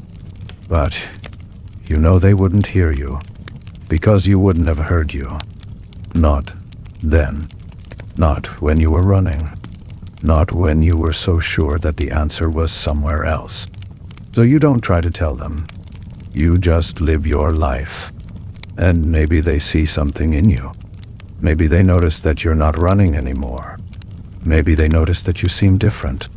Slower, dark, quieter, karim, less urgent. Maybe they ask you what changed, and maybe you try to tell them, but mostly you just let them see.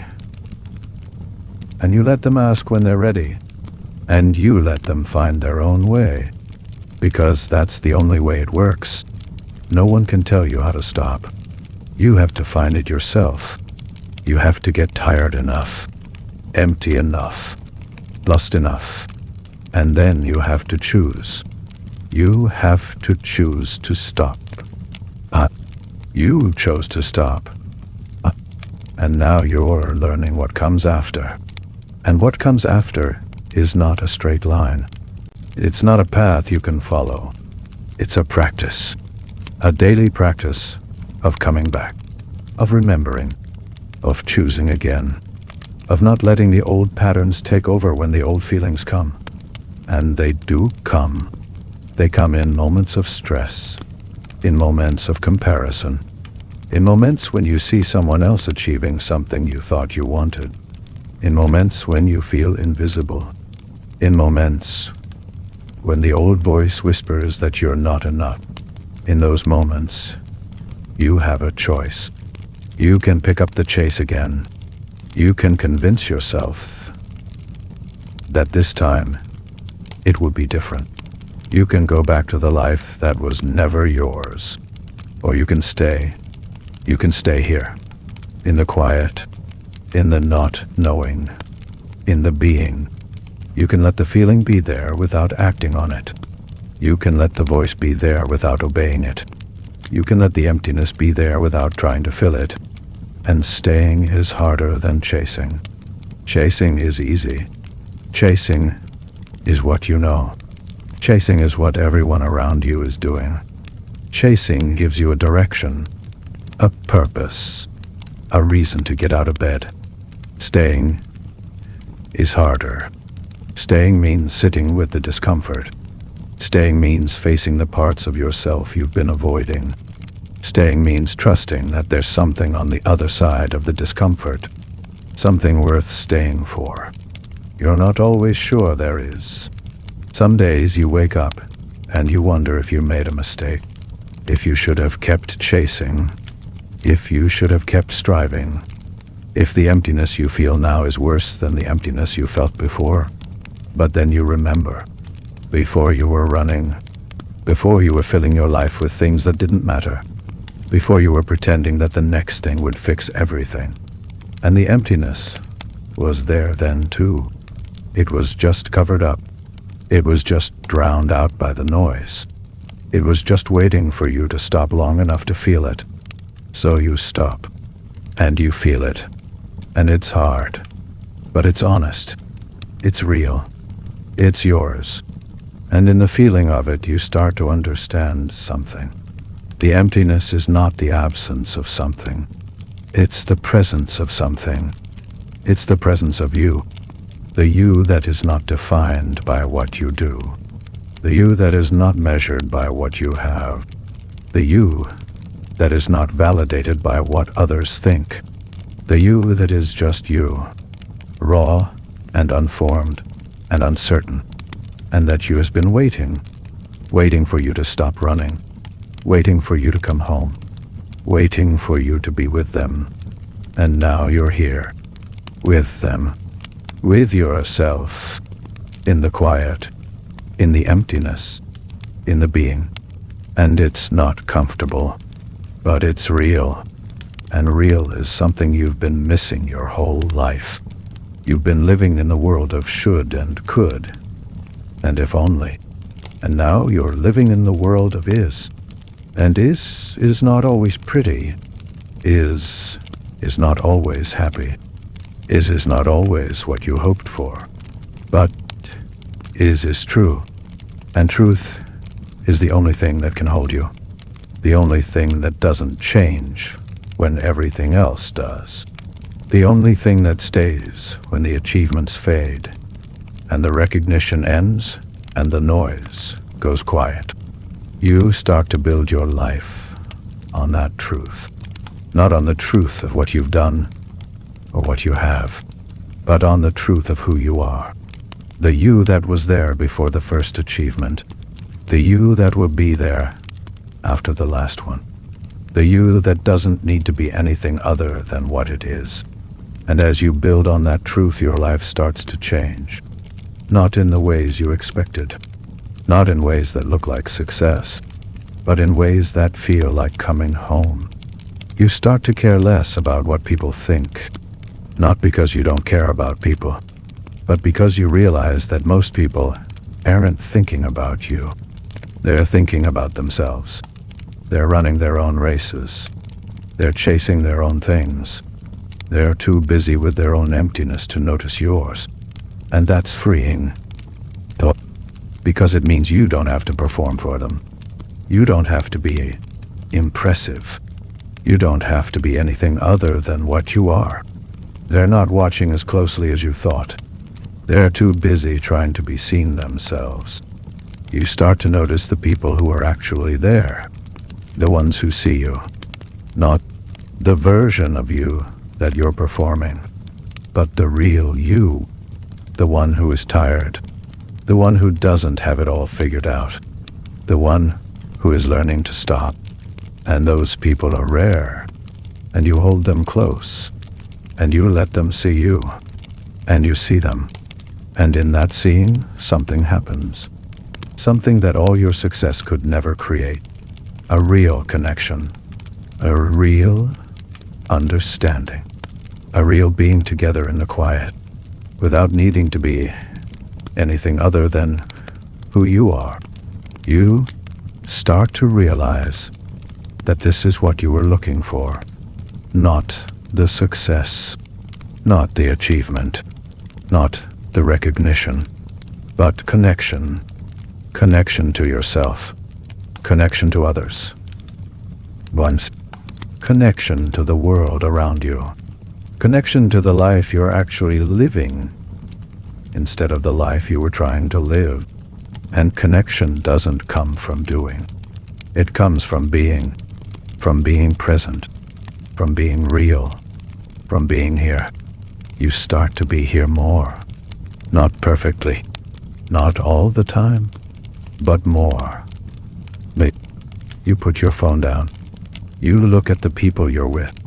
You listen, really listen, not waiting for your turn to talk, not thinking about what you're going to say next, just listening. And you're surprised by what you hear, not just from them, but from yourself, the parts of you that you've been silencing, the things you actually think, the things you actually feel, the things you actually want. And you start to let those things out. Slowly, carefully, you start to tell people what's actually going on with you, not the highlight reel, not the version of your life that sounds impressive, but the real version, the one with the emptiness and the questions and the not knowing. And you're surprised by how people respond. They don't think less of you. They feel closer to you because you're giving them permission to be real too. You're giving them permission to stop pretending, to stop performing, to be who they actually are. And in that sharing, something shifts. The emptiness doesn't go away, but it becomes something you can share, something you can hold together, something that connects you instead of isolating you. And you realize that the emptiness was never something to be fixed alone. It was something to be shared, something to be seen, something to be held by people who know what it feels like.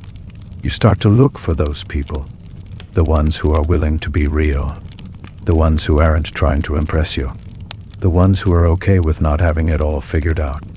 And you find them in unexpected places, in quiet conversations, in moments of honesty, in the people who have been there all along, but you were too busy performing to really see. And you start to build a different kind of life, a life that isn't about achievement, a life that isn't about performance, a life that is about being with yourself, being with others, being with the world, being here, right here, in the only moment you ever have, the moment that is always slipping away, the moment that is always here, the moment that is the only thing that's real. You think about the future less, not because you don't care, but because you realize that the future is not a place you can live.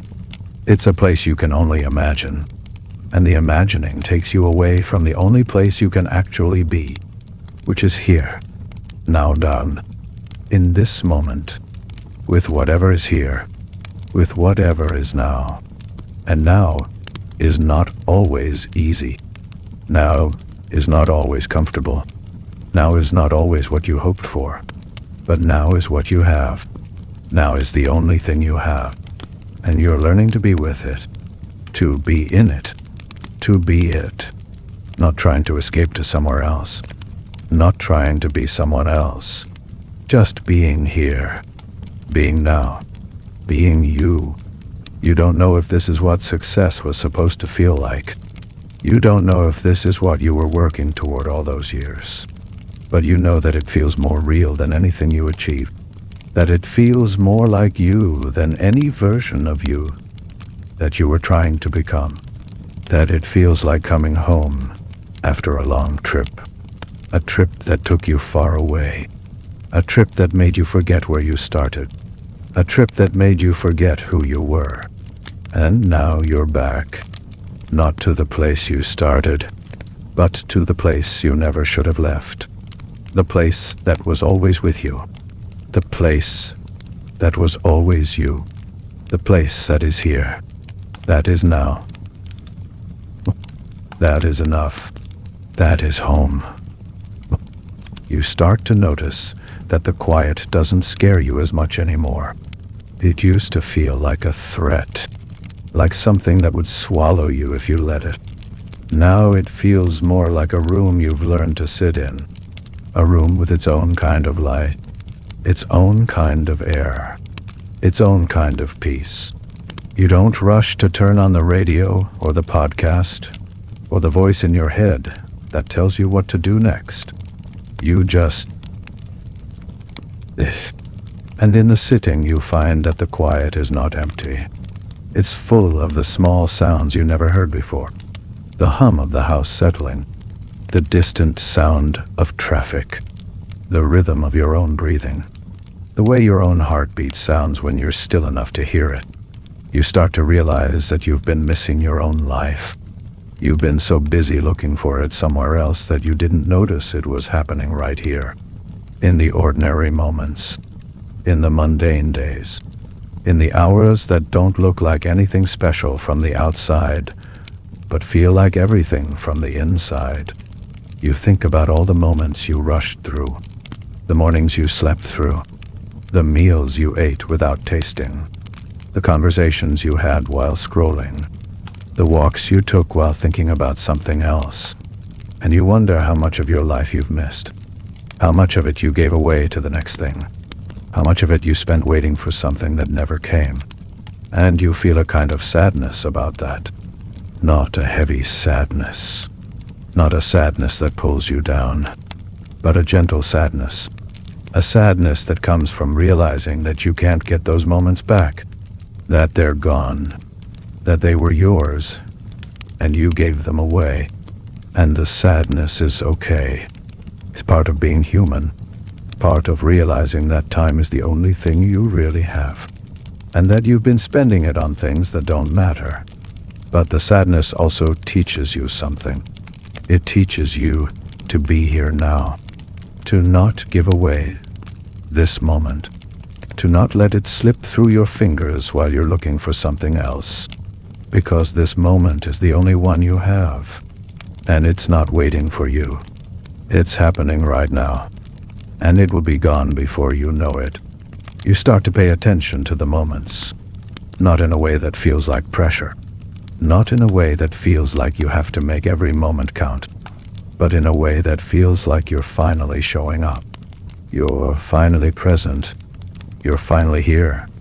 And being here is not about doing something special. It's about being present for the ordinary, for the morning coffee, for the light through the window, for the person you're with, for the feeling of your feet on the floor, for the breath you're taking right now. You realize that this is what you were looking for in all the chasing, not the achievement, but the presence, the feeling of being fully here, fully alive, fully yourself, and you were looking for it in the wrong place.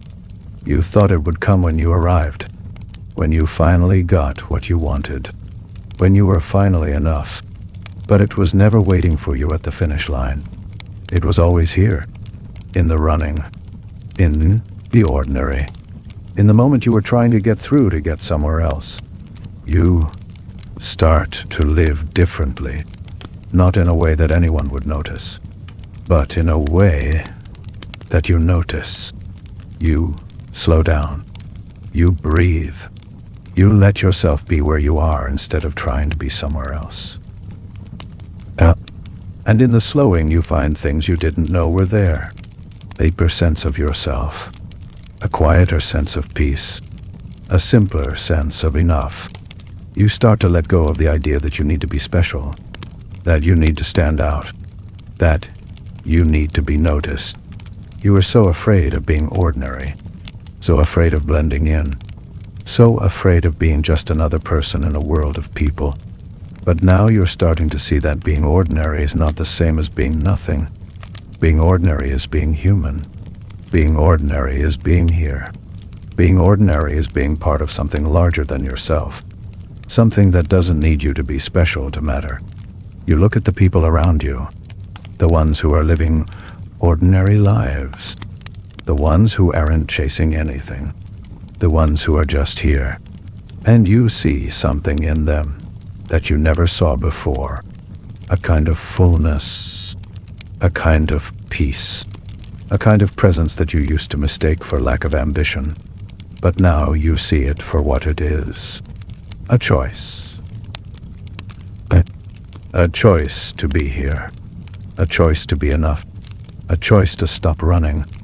You wonder if you could make that choice, not once, but every day, to choose to be here, to choose to be enough, to choose to stop, and you realize that you can, that you already are, that every time you sit in the quiet instead of reaching for your phone, every time you stay present instead of planning the next thing, every time you let yourself be ordinary instead of trying to be special, you're making that choice.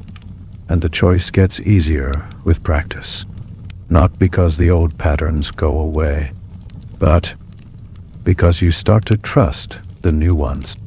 You start to trust that being here is enough, that being ordinary is enough, that being you is enough. Not because you've done anything to earn it, but because it's the truth that was always there, the truth that you were running from, the truth that you're finally ready to live. You start to notice that the emptiness doesn't feel like emptiness anymore. It feels like space. Space to be. Space to breathe. Space to let your life unfold without having to force it. And in that space, things start to grow. Not the things you were chasing, but smaller things, quieter things. Things that feel like they belong to you. You start to find joy in things you used to overlook. The way the light changes in the evening, the sound of rain on the roof, the feeling of a book in your hands, the taste of food when you're actually paying attention, the warmth of a blanket on a cold day, the presence of someone who doesn't need you to be anything other than what you are. And these things don't feel small anymore. They feel like the whole point. They feel like the life you were missing while you were looking for something bigger, something that was never going to come, something that was never going to fill the space because the space was never meant to be filled. It was meant to be lived in. You start to live in it. Not perfectly, not all the time, but more and more. You make your home in the ordinary, in the present, in the being, and you find that it's a good home. A home that doesn't require you to be anyone else. A home that doesn't demand anything from you. A home that is always here, waiting for you to come back. You think about the person you used to be, the one who was always chasing, always striving, always looking for the next thing. And you don't feel contempt for that person. You feel tenderness. They were doing their best. They were trying to find a way to feel okay. They didn't know that the okay was already there. They didn't know that the chasing was the thing that was keeping them from it. You thank that person for getting you here, for working so hard, for believing that there was something more. Because without that belief, you might never have stopped. You might never have asked the question. You might never have found your way back to yourself. So you thank them, and you let them go. You let them be part of your story without letting them be the whole story. And now you're writing a new story. A story that doesn't have a finish line. A story that doesn't need to be impressive. A story that is just about being here, being now, being you. And it's not a story that anyone else would understand. It's not a story that fits on a resume or a social media profile. It's a story that only you can tell, because it's your life. You're ordinary. You're quiet. You're enough. You don't know where this story goes. You don't know what comes next. You don't know if you'll forget again, if you'll get lost again, if you'll find yourself running again. But you know that you'll find your way back, because you know the way now. The way is to stop. The way is to be here.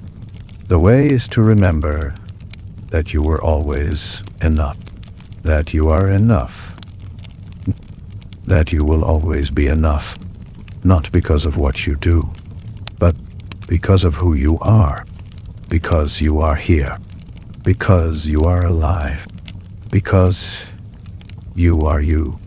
And that is the only success that ever mattered.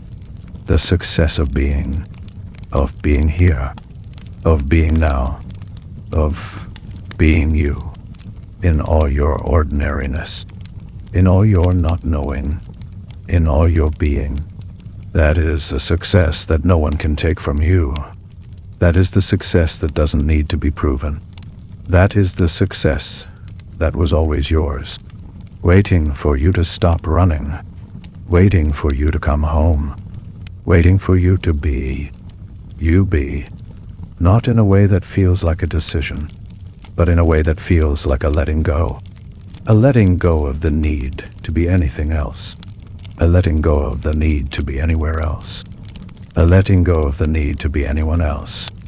You let go and you fall, not into emptiness, but into yourself, into the you that was always there, the you that you never had to become, the you that you only had to return to.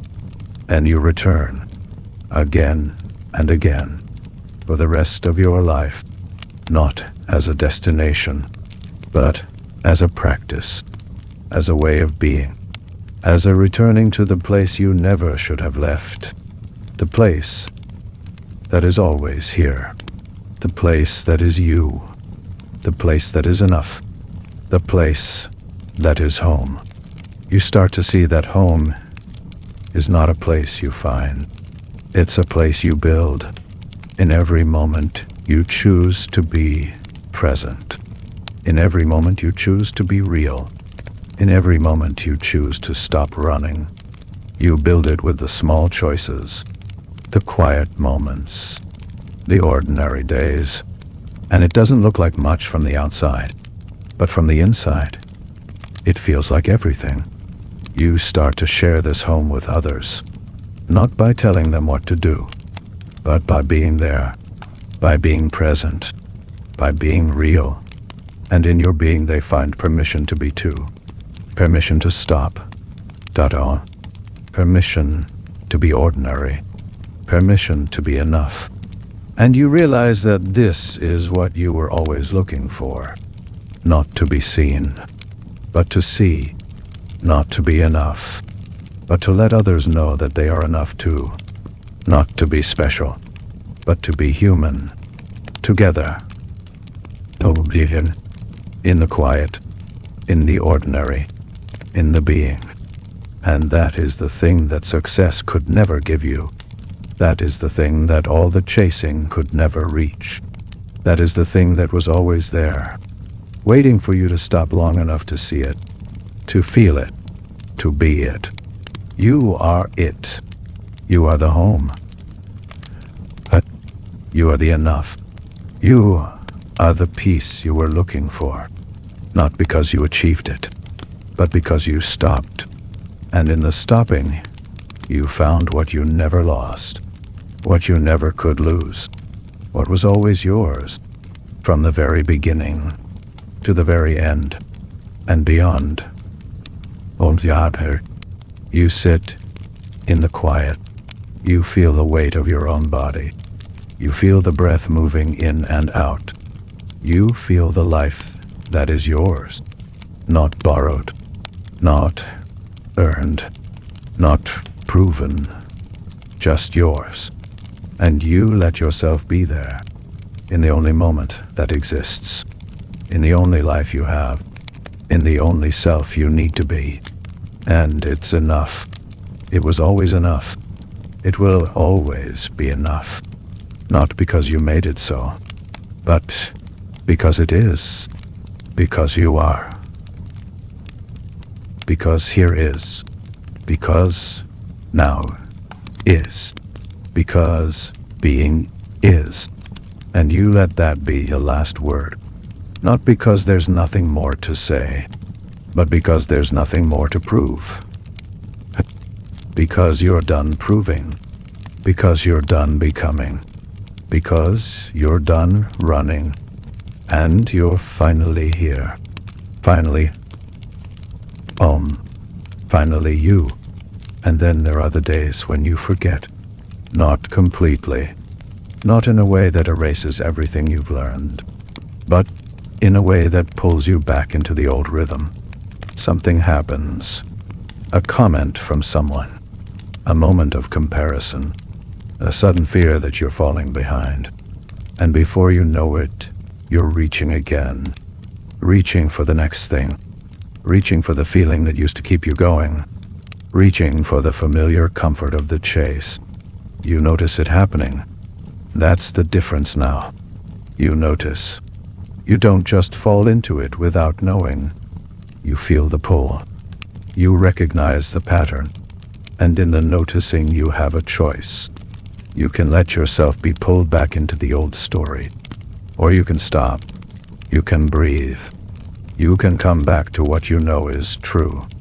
And sometimes you let yourself be pulled. Because the old story is comfortable in its own way. It's familiar. It's what you know. It's what everyone around you seems to be doing. And for a moment it feels good to be back in that current. To be moving. To be striving. To be working toward something. It feels purposeful. It feels safe in the way that motion always feels safer than stillness. But then you remember.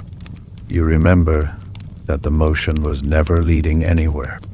That the striving was never going to end.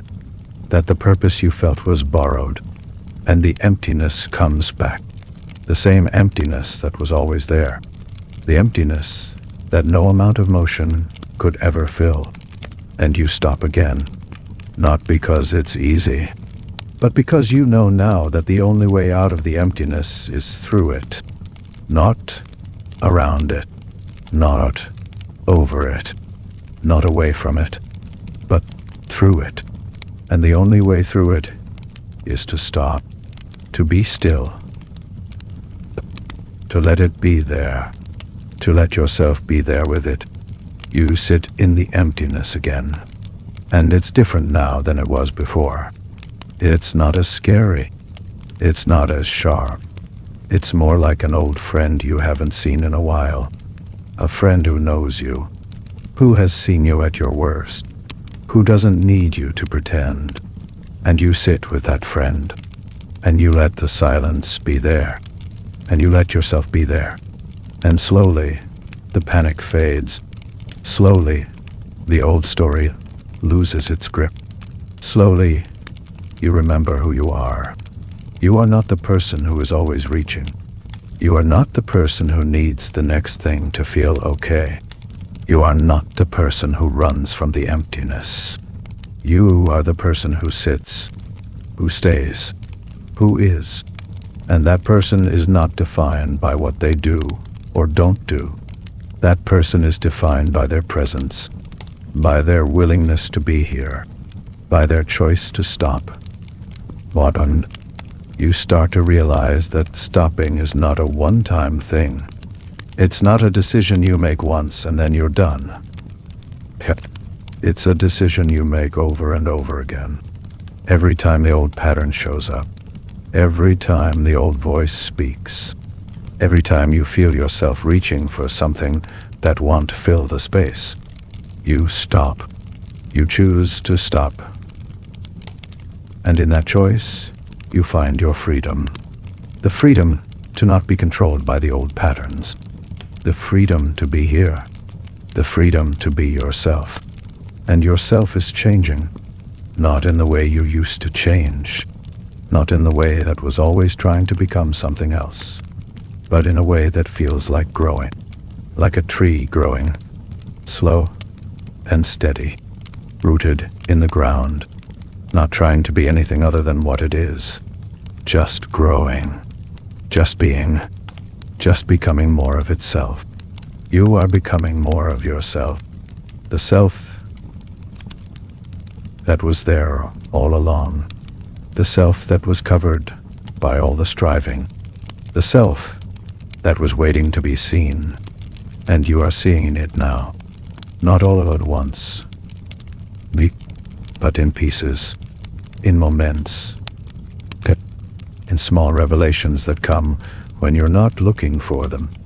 You see yourself in the way you laugh at something silly. You see yourself in the way you care for someone without expecting anything in return. You see yourself in the way you get lost in a book or a song or a walk. You see yourself in the way you sit with your own sadness without trying to fix it. You see yourself in the way you let yourself be happy without needing a reason. And each time you see yourself, you feel a little more whole, a little more real, a little more like the person you were always meant to be. Not because you achieved something, but because you let yourself be something. Because you let yourself be. You start to wonder about all the people who are still running, still chasing, still believing that the next thing will be the thing.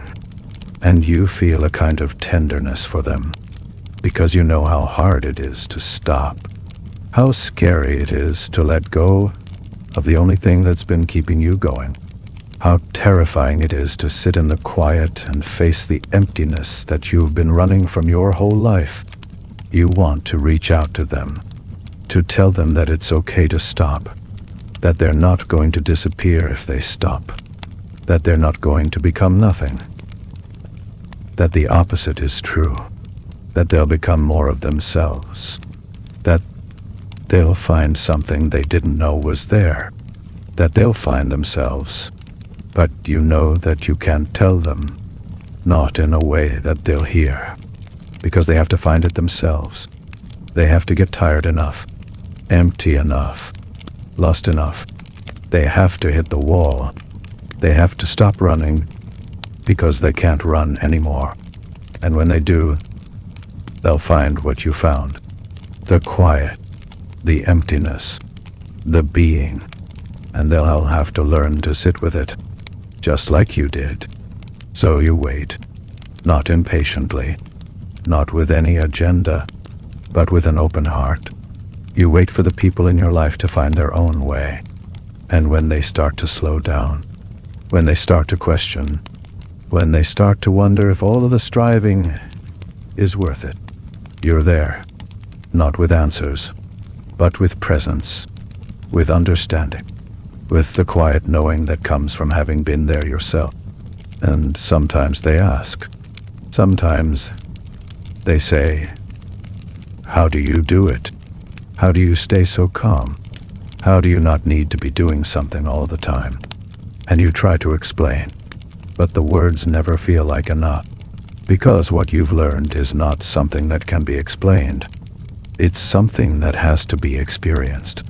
It's something that has to be lived. So you don't explain. You just live it, and they see it.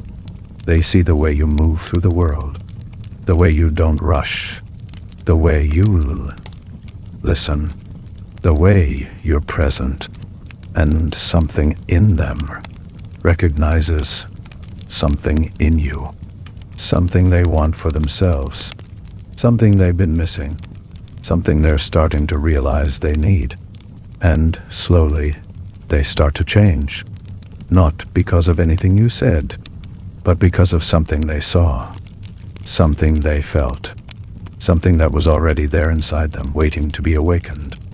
And you realize that this is how it works, not by telling, but by being, not by convincing, but by living, not by proving, but by being enough, and letting others see that being enough is possible.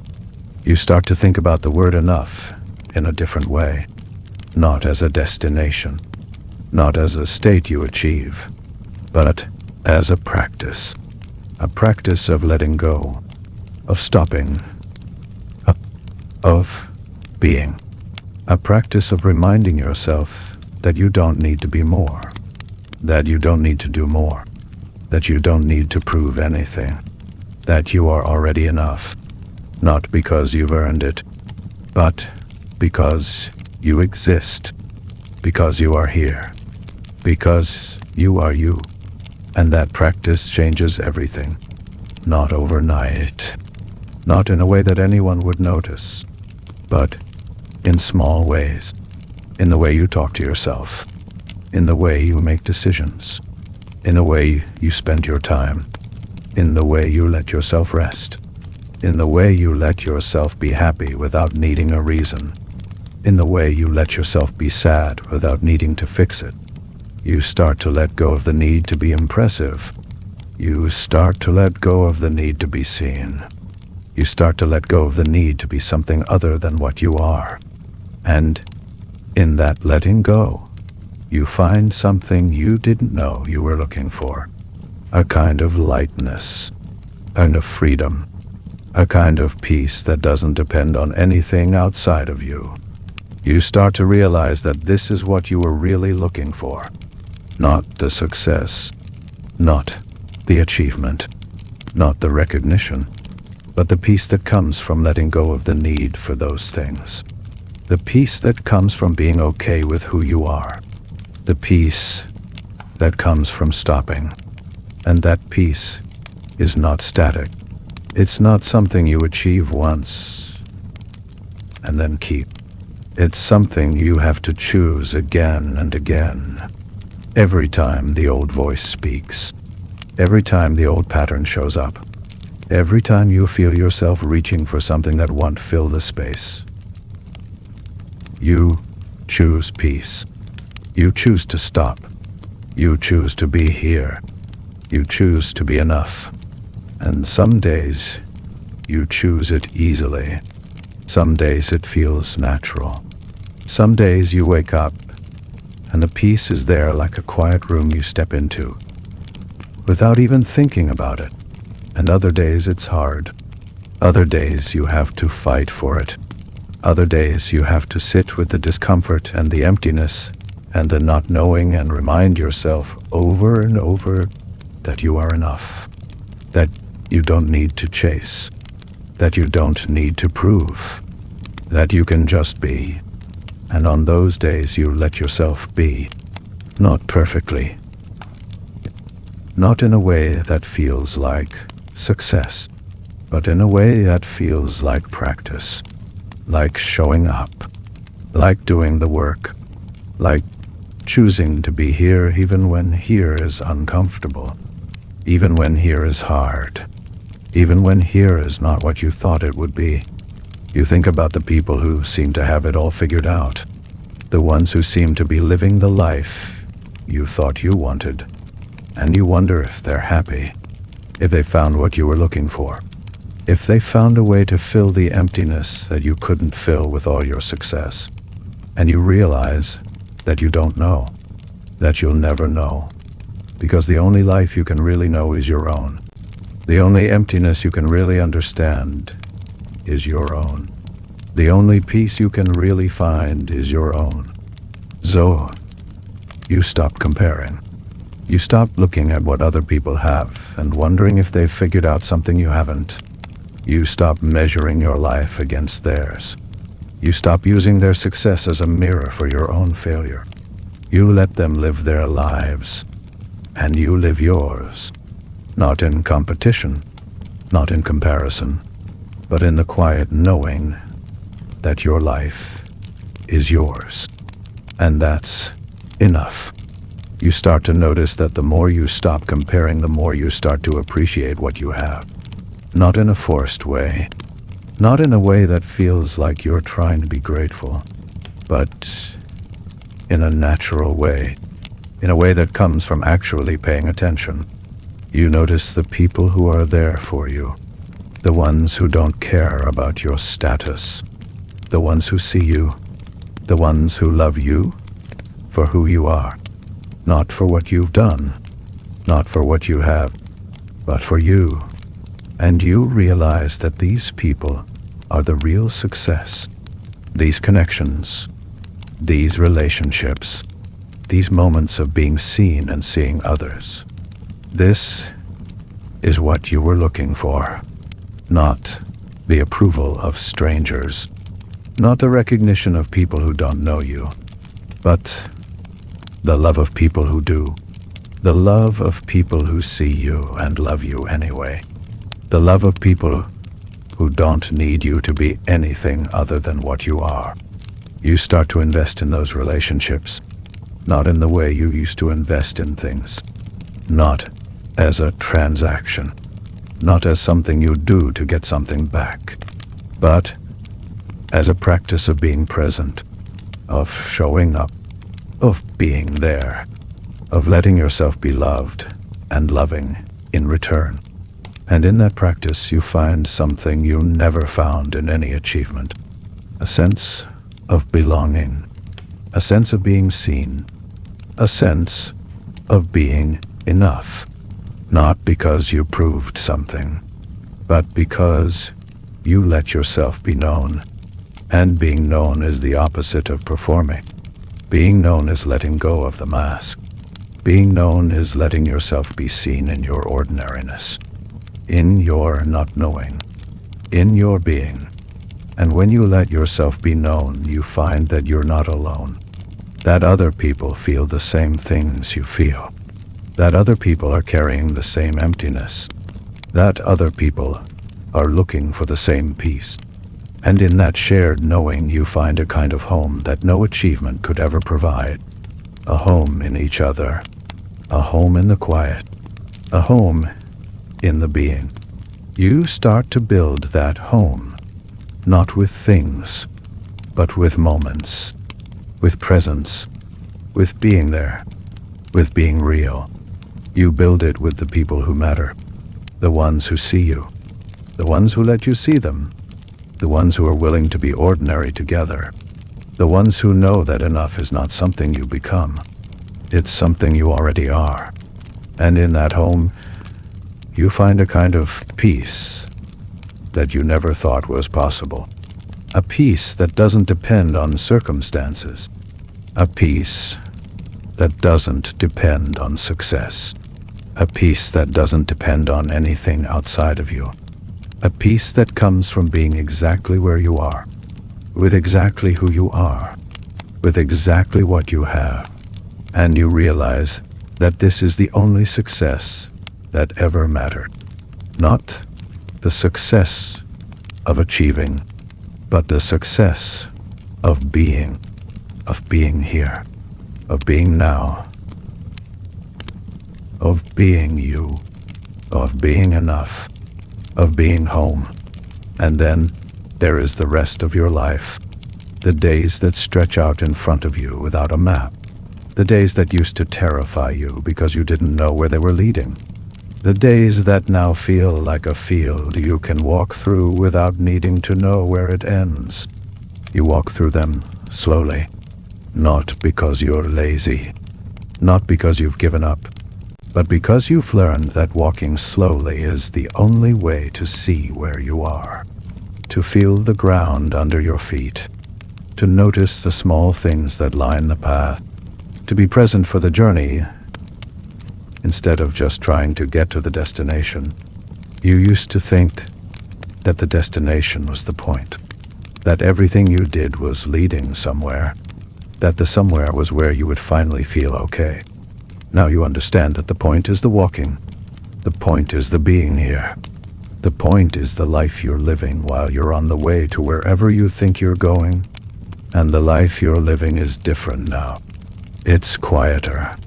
It's slower. It's smaller in some ways. But it's also bigger in the ways that matter. You have room to breathe. Room to think. Room to be. You have time for the people who matter, time for the things that feed you, time for the nothing that restores you. You have time to sit on the porch in the evening and watch the light fade. You have time to cook a meal without rushing. You have time to listen to a friend tell you about their day without checking your phone. You have time to be bored, to be still, to be. And in that time you find yourself, not the self you were trying to become, but the self you were before you started trying to become someone else. The self who used to draw because it was fun. The self who used to sing without caring how it sounded. The self who used to run because it felt good, not because it was part of a plan. The self who used to sit in the grass and watch the clouds and not need any of it to mean something.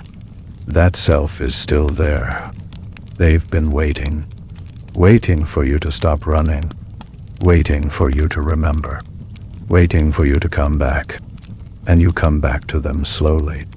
You let yourself do things without a purpose. You let yourself make things that don't have to be good. You let yourself move your body without tracking it. You let yourself rest without earning it.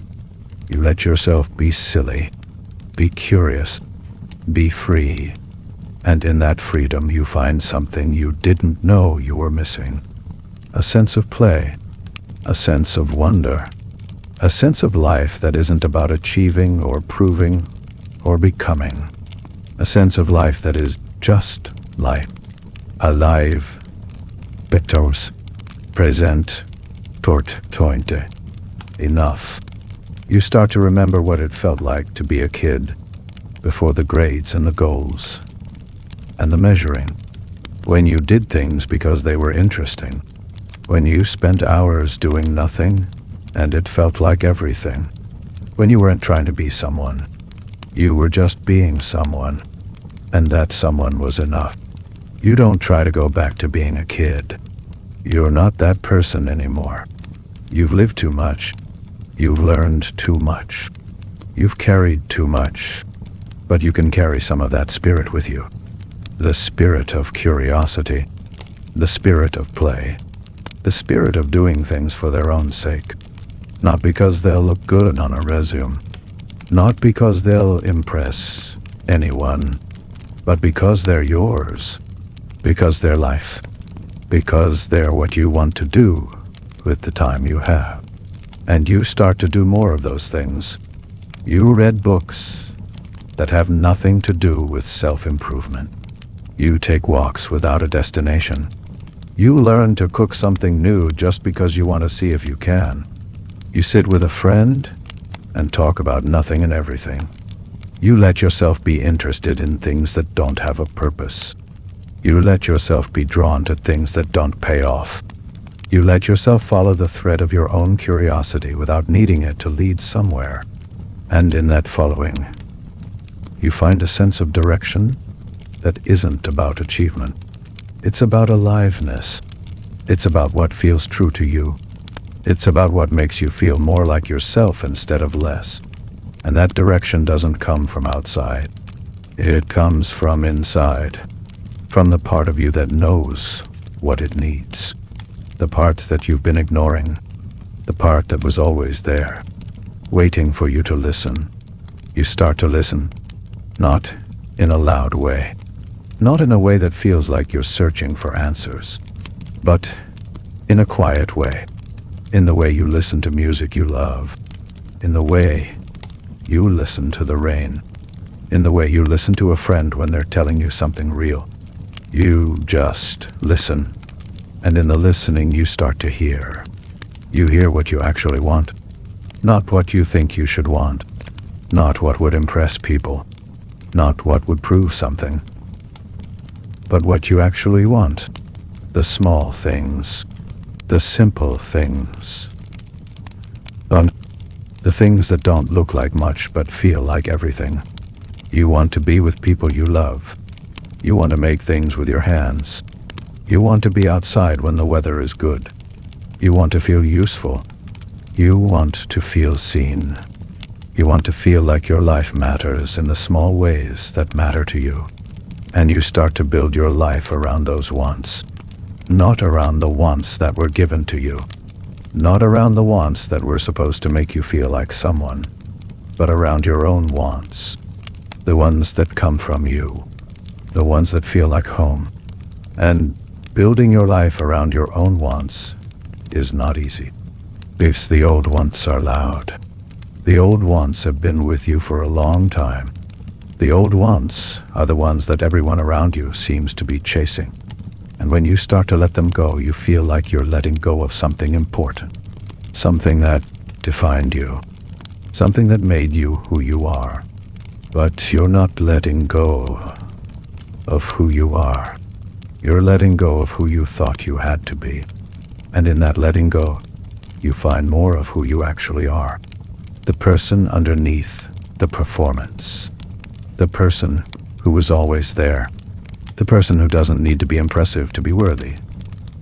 But you start to realize that worthiness is not something you earn.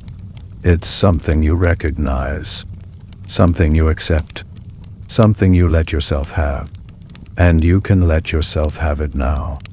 Not because you've done something to deserve it, but because you've stopped doing the things that were keeping you from it. You've stopped running. You've stopped performing. You've stopped trying to be someone else. And in the stopping, you've made room for yourself. For the self that was always worthy. For the self that was always enough. And that self starts to grow. Not in the way you expected. Not in a way that looks like ambition or achievement. But in a way that looks like roots. Deep roots. The deep roots. Roots that hold you steady when the winds come. Roots that draw nourishment from the ordinary soil of your life. Roots that connect you to the ground of your own being. You feel those roots now. In the morning when you wake up and don't immediately reach for your phone. In the evening when you sit with yourself and don't need to be distracted. In the moments when you feel the old fear rising and you don't run from it. You feel the roots holding you. Holding you here. Holding you in your life. Holding you in yourself. And you realize that this is what you were looking for. Not the success that would finally prove you were someone, but the roots that would finally let you be someone.